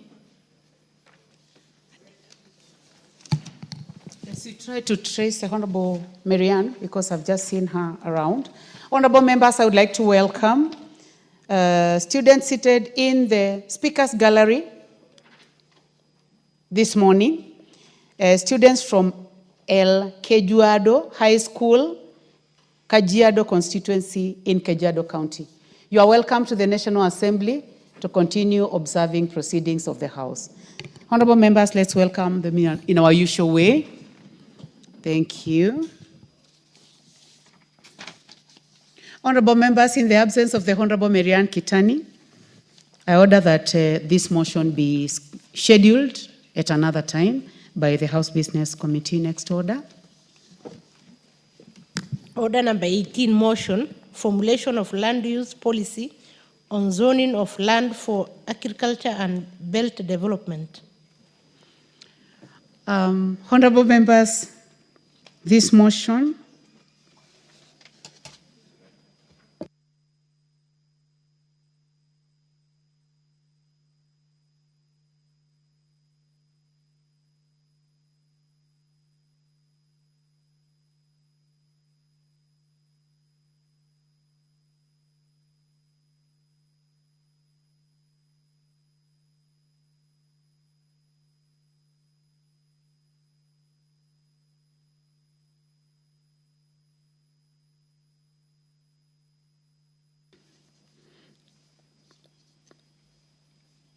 Motion number 18, formulation of land use policy on zoning by the Honorable Timothy Wanyonyi, MP Westlands. That one is also deferred.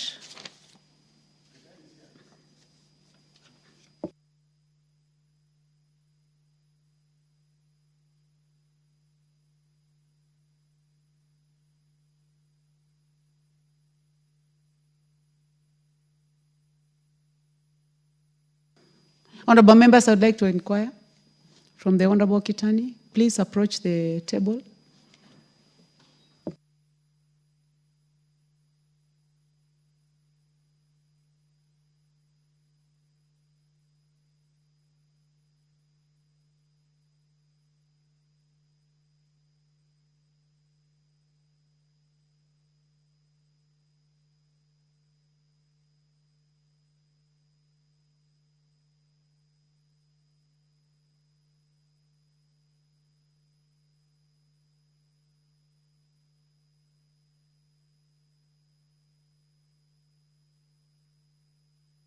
Request the Honorable Sabina Chege, please approach the table.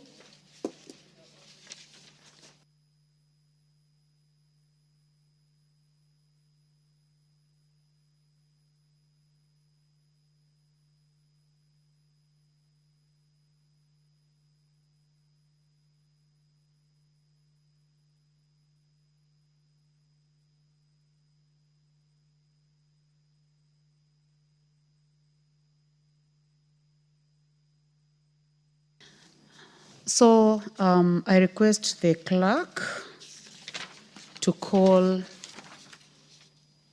order number 17. Order number 17, motion, formulation of a regulatory framework on artificial intelligence in the country. The Honorable Marianne Kitani, please proceed. Thank you, Honorable Speaker. Motion on artificial intelligence, on regulatory framework on artificial intelligence in the country. That aware that the world is rapidly embracing artificial intelligence, or AI, which is the use of a digital computer or computer-controlled robots to perform tasks commonly associated with the intelligent beings, and acknowledging that the 2022 Government Artificial Intelligence Readiness Index report ranked Kenya the 5th in Africa and 90th globally in readiness to adopt artificial intelligence, further acknowledging that the Oxford Insight Survey 2022 pegged Kenya's readiness to adopt AI at 40.3%, and appreciating that AI, or artificial intelligence, has brought forth positive benefits that have increased efficiency in different sectors such as healthcare, manufacturing, and robotics, and concerned that the exponential rate at which the artificial intelligence is being embraced in the society without proper regulatory mechanisms has caused various negative consequences, such as rising cases of disinformation and fake news, and noting that there is need to protect Kenyans from potential AI-instigated harms, such as privacy breaches, AI-powered fake technology algorithms, algorithmic discrimination, autonomous weapons, job displacement and economic inequality, social manipulation and misinformation, financial market manipulation, and privacy invasion. Now, therefore, this House urges the government, through the Ministry of Information, Communication and Digital Economy, to 1, formulate a regulatory framework and ethical guidelines for implementation of artificial intelligence, or AI, in the country, to control its potential use And 2, develop and execute public awareness programs on artificial intelligence to raise understanding of artificial intelligence, fostering transparency and promoting responsible use of AI for the benefit of all. Thank you, Honorable Speaker. She should have.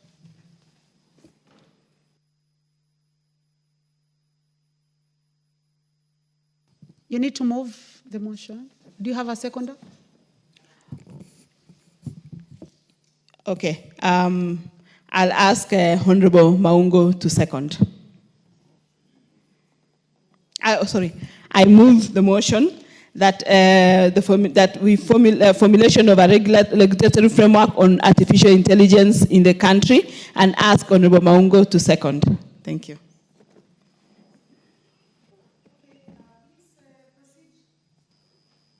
Proceed to second the motion.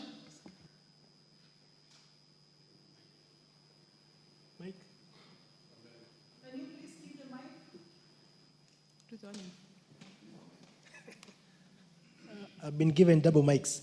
Thank you, Madam Speaker.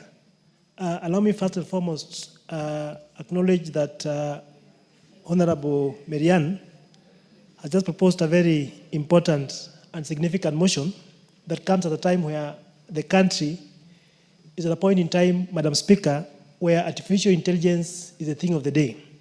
Madam Speaker, as well captured, regulatory framework may be the most important thing to do at a point like this, because there are several benefits that accrue to the country, several benefits accrue to the citizens and the community at large by using artificial intelligence. Madam Speaker, we have been able to see what artificial intelligence can do, and we live in a society that is a global village, Madam Speaker.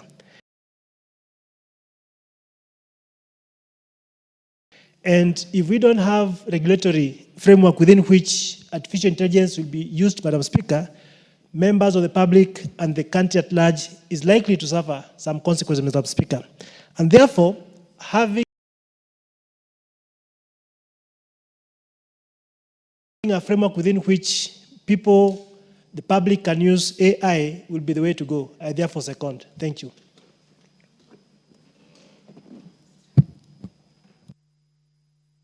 Thank you. Thank you very much, Member for Luanda. Honorable members, I now propose a question. That aware that the world is rapidly embracing artificial intelligence, which is the use of digital computer or computer-controlled robots to perform tasks commonly associated with intelligent beings. Acknowledging that in 2022, Government Artificial Intelligence Readiness Index report ranked Kenya 5th in Africa and 90th globally in readiness to adopt artificial intelligence. Further acknowledging that Oxford Insights Survey 2022 pegged Kenya's readiness to adopt AI at 40.3%, appreciating that AI has brought forth positive benefits that have increased efficiency in different sectors such as healthcare, manufacturing, and robotics, concerned that exponential rate at which artificial intelligence is being embraced in the society without proper regulation mechanisms has caused various negative consequences, such as rising cases of disinformation and fake news, noting that there is need to protect Kenyans from the potential AI-instigated harm, such as privacy breaches, AI-powered fake technology algorithms, algorithmic discrimination, autonomous weapons, job displacement and economic inequality, social manipulation and misinformation, financial market manipulation, and privacy invasion. Now, therefore, this House urges the government, through the Ministry of Information, Communication and Digital Economy to, 1, formulate a regulation framework and ethical guidelines for implementation of artificial intelligence in the country to control its potential misuse, and 2, develop and execute a public awareness program of artificial intelligence to raise understanding of AI, foster transparency, and promote responsible use of AI for the benefit of all.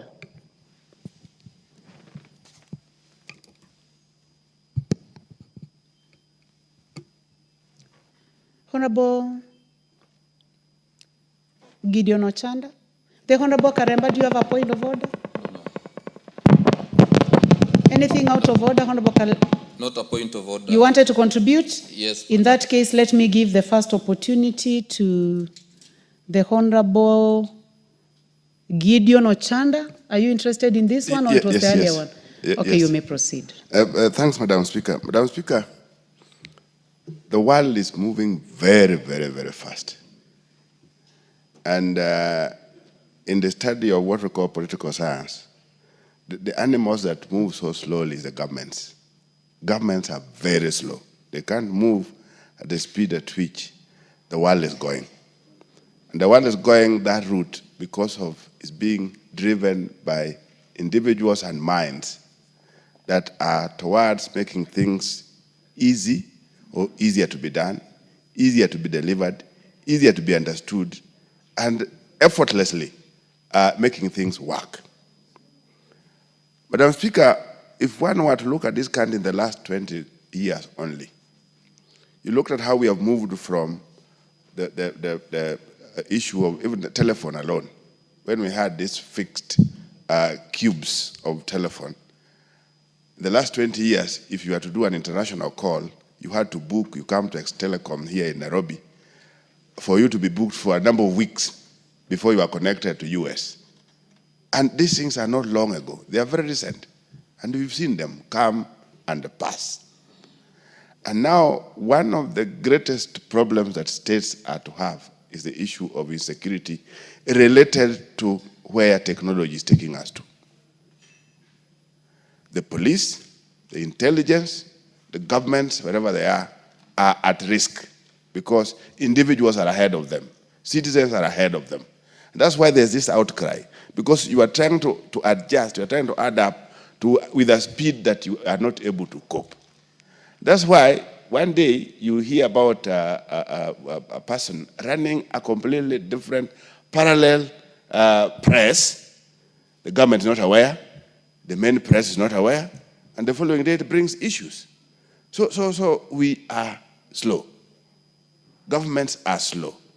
Governments, when it comes to what we call the inertia, they take too long to turn. And by the time they turn, they'll find when individuals are far, far much ahead of them. And that's where we are with technology. So, Madam Speaker, what I'm trying to say is that if our governments are not able, in fact, some of this needs to be clear-cut departments with smart people. Some of these guys that we are chasing outside there needs to be in government. These guys who are running away with the computers and are able to do certain things that are beyond us, that are surprising us, needs to be collected. They need to be somewhere where they need to be working for this government. Otherwise, when we leave them outside there, unregulated, because you can't say something is illegal if it is not in law. Yeah? If it is not in law, it is not illegal. So even if when one commits it, whether it is bad or wrong, there's nowhere you will take them to. And that's exactly where we are in this nation as at now. That we have individuals ahead of this government in terms of IQ, in terms of where they are, in terms of technology. They are ahead. And the best that the government is supposed to do is to collect this guy somewhere. And I think that's what many governments are doing. Collect all these smart brains, have them somewhere. Because you know, if you leave them, they are going to be ahead of you. And it's going to be a disaster. Number two, Madam Speaker, we are talking about unemployment. The issue of AI is the issue that is to deal with labor problems. Labor. So what is going to happen? I want to give a small example that I've been to a school, a big high school, where there are 8 streams of classes. And this school, compared to other schools, including mine, a school in my constituency that's employing 98 teachers, this school is only employing 18 teachers. And they are working in a manner that one teacher in a small corner of a computer room is able to handle 8 streams or 8 classes at a go. So look at that. If we went that route, what happens with these many teachers that we are training? That's where the contradiction comes in. what happens to these thousands of people that we are training? This government has done very well, particularly in terms of recruitment of teachers. We are above 70,000 people teachers that have been recruited. Those that have not been recruited are still in their thousands. Those that are in colleges are in their thousands. Universities alone are churning not less than 100,000 people or students each year. Funny, Madam Speaker, when I finished the university, my first degree, we were only 2,019 people in the whole country. And this is not long ago.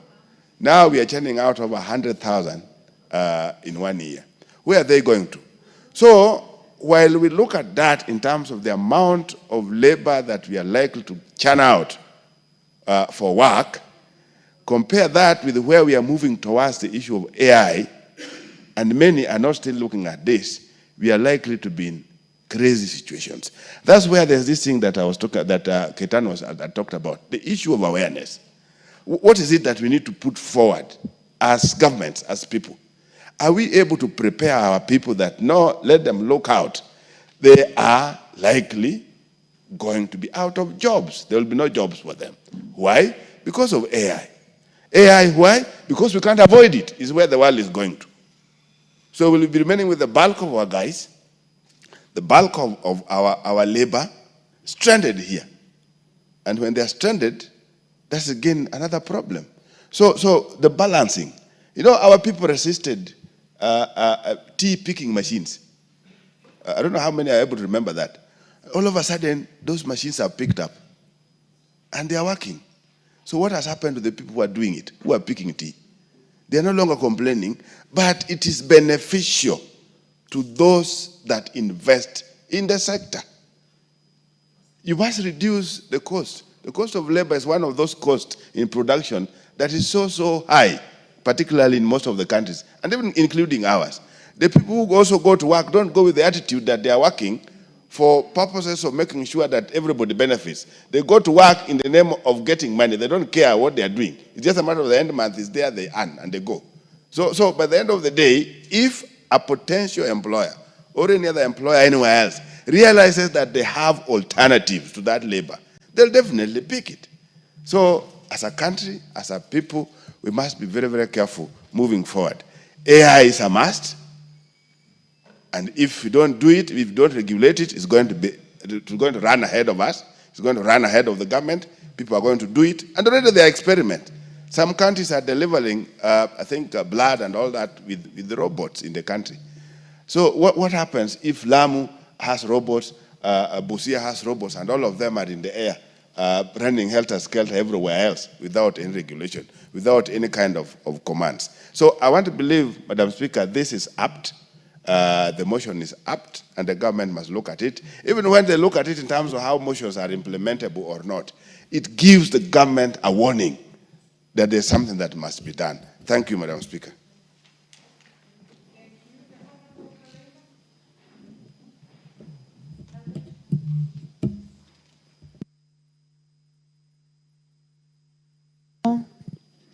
Muchangi. Please trace him and give him the mic. Thank you, Honorable Speaker. And Honorable Speaker, Karemba is also my name. Should always be very comfortable. Yeah, it is my name. It's my official. It's an official name. Yeah. Thank you very much. So, Honorable Speaker, I want to rise to support this motion by the Honorable Member for Aldai. And I would say it is a very timely motion, given that the world is moving very fast, matters technology. And there isn't a better time to introduce this conversation in this country than now. AI, Madam Speaker, has great potential and can impact very positively on very many areas. But still, Honorable Speaker, it has great potential for damages. And Honorable Speaker, when it comes to distorting information, AI has enormous potential in doing so. And it should be in our interest to regulate this space, the artificial intelligence space, so that we ensure that information is not distorted, because this country in the past and even in the most recent past has been a victim of distortion of information, which has potential to bring about conflict. So I imagine that this government, our government rather, must move fast and regulate the artificial intelligence space, owing to the fact that artificial intelligence nowadays is even being used in the space of healthcare. It's also being used in the space of manufacturing. It is also being used in the space of education. So how can we, in a world that is moving very fast, be reluctant in regulating this space? So before all Kenyans embrace artificial intelligence, because I believe many Kenyans have already embraced artificial intelligence. So before all countries embrace it, we need to be among the very first countries in Africa to regulate this space, so that we can provide a platform and a space that is regulated for the generations to come. So, Honorable Speaker, I support this motion. Thank you. The Honorable Stephen Mogaka, Member for West Mogirango.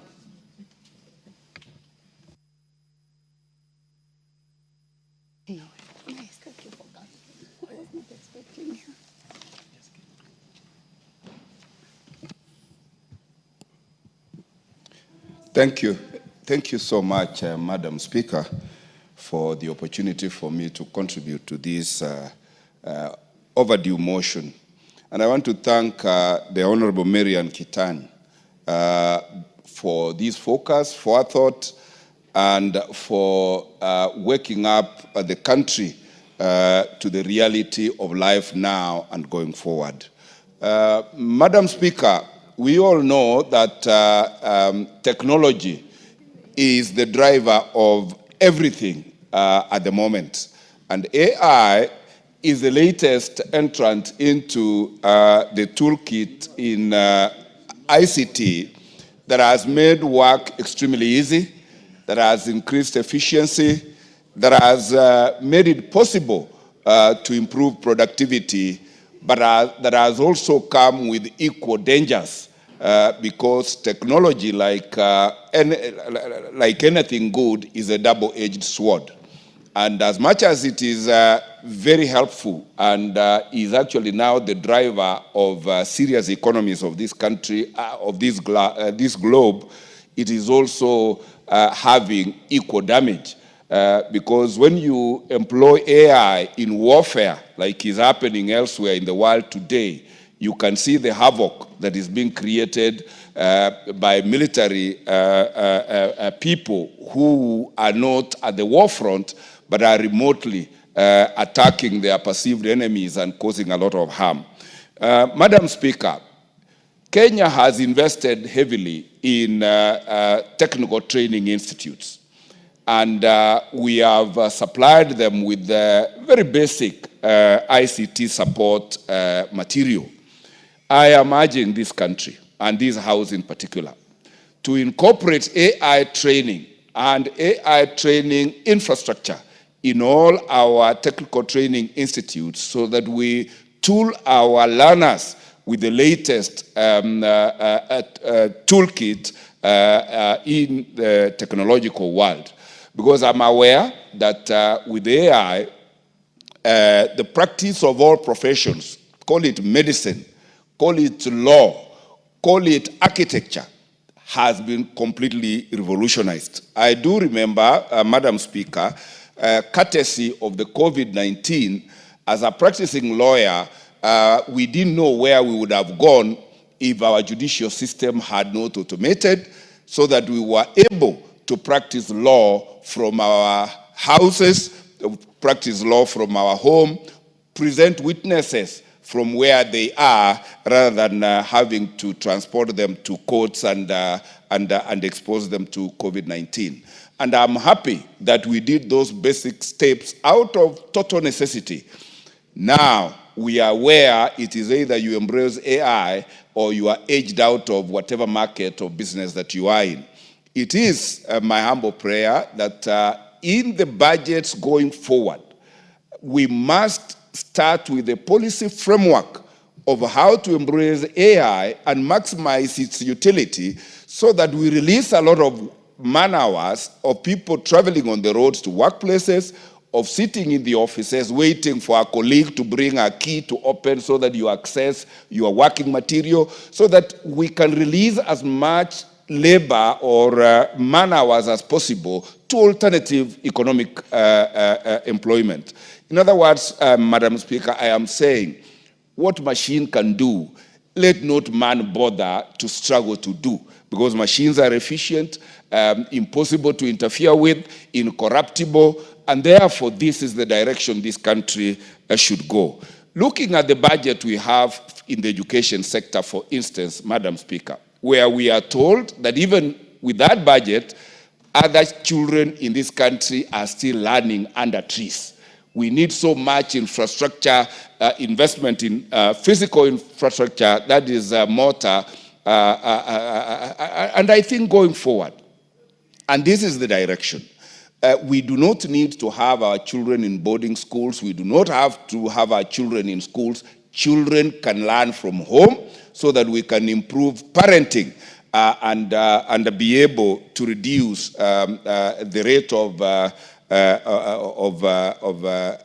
inclination into criminal conduct of our young persons because of lack of parental care and guidance wherever they are. And I want to plead that our ICT ministry wakes up and draws a policy framework that this House should debate, discuss, approve, and then inculcate, create a very deliberate learning program for all sectors, both private and public sector, so that as a country, we embrace technology, we embrace AI, we exploit the advantages of that AI and be able to be an industrial giant in a very short while. And as we do that, we urge the engineers in this sector to be very candid with the country on the dangers associated with the use of that technology so that we build up firewalls, we build up regulatory mechanisms to ensure that what is so good when used badly does not become extremely destructive. And with that, Madam Speaker, I support and thank the people of West Mogrango all the time for making me their Member of Parliament. And I think, Madam Speaker, I invite you there to confirm that I attend Parliament every other day and make contributions whenever asked to do so. Thank you, Madam Speaker. Thank you. Actually, when you are speaking, I noticed that you seem to be very happy today. So, and you are also bringing the same happiness to the House, and thank you for your invitation. The Honorable Geoffrey Mulanya, member for Nambale. Thank you, Madam Speaker, for giving the opportunity to speak on this motion. Madam Speaker, as has been said by my colleagues, it is very important that we get a proper regulatory framework to control the use of artificial intelligence in this country. We know that the society is moving very fast. And Madam Speaker, you know that every time we have new children born in society, their minds are racing ahead of even the parents. And this is courtesy of the information technology that's being availed. When you buy a new phone, there are new technology that is being advanced daily. But now the government is not moving at the same pace in this particular space. You note that, Madam Speaker, currently as you speak, the AI is the one being used by most doctors right now in prescribing medicine, which is dangerous. AI is being used in education for teachers who are preparing learning lessons to teach in schools. AI is being even used in the legal fraternity. The other day, I had a complaint from a judge indicating that young advocates are now using AI to prepare submissions to forward in court, whereby they are quoting non-existing laws, non-existing judicial precedents that we rely on in legal, in our courts, so that this can easily mislead a court to arrive at a wrong decision. Because in a legal, in our legal circles, we normally rely heavily on the previous decided case so that we have a sequence. We don't want to have contradictions. But when someone is now coming in, we're using artificial intelligence to prepare submissions, quote non-existing cases, you find out that the judge that is presiding over the case is easily going to be misled. We also have the AI being used by architects drawing houses, which is now becoming very dangerous. Madam Speaker, you note, as it has been said, the lack of regulatory framework is one that has led into all these things happening in our society. It's therefore very important that we formulate regulatory framework and ethical guidelines for implementation of the artificial intelligence in the country to control the potential misuse. We have had cases of fake news appearing in our social media because we have young intelligence people coming up with the newspaper headlines with screaming news that are fake. But all this information is distorting society that is a potential risk to a conflict. So, Madam Speaker, I support the motion and say that it is extremely timely. Support Honorable Marianne Keitany and thank her for bringing up this particular motion. Thank you, Madam Speaker. Thank you very much, Member for Nambale. The Honorable Dr. John Mutunga, Member for Tigania West and Chair Agriculture.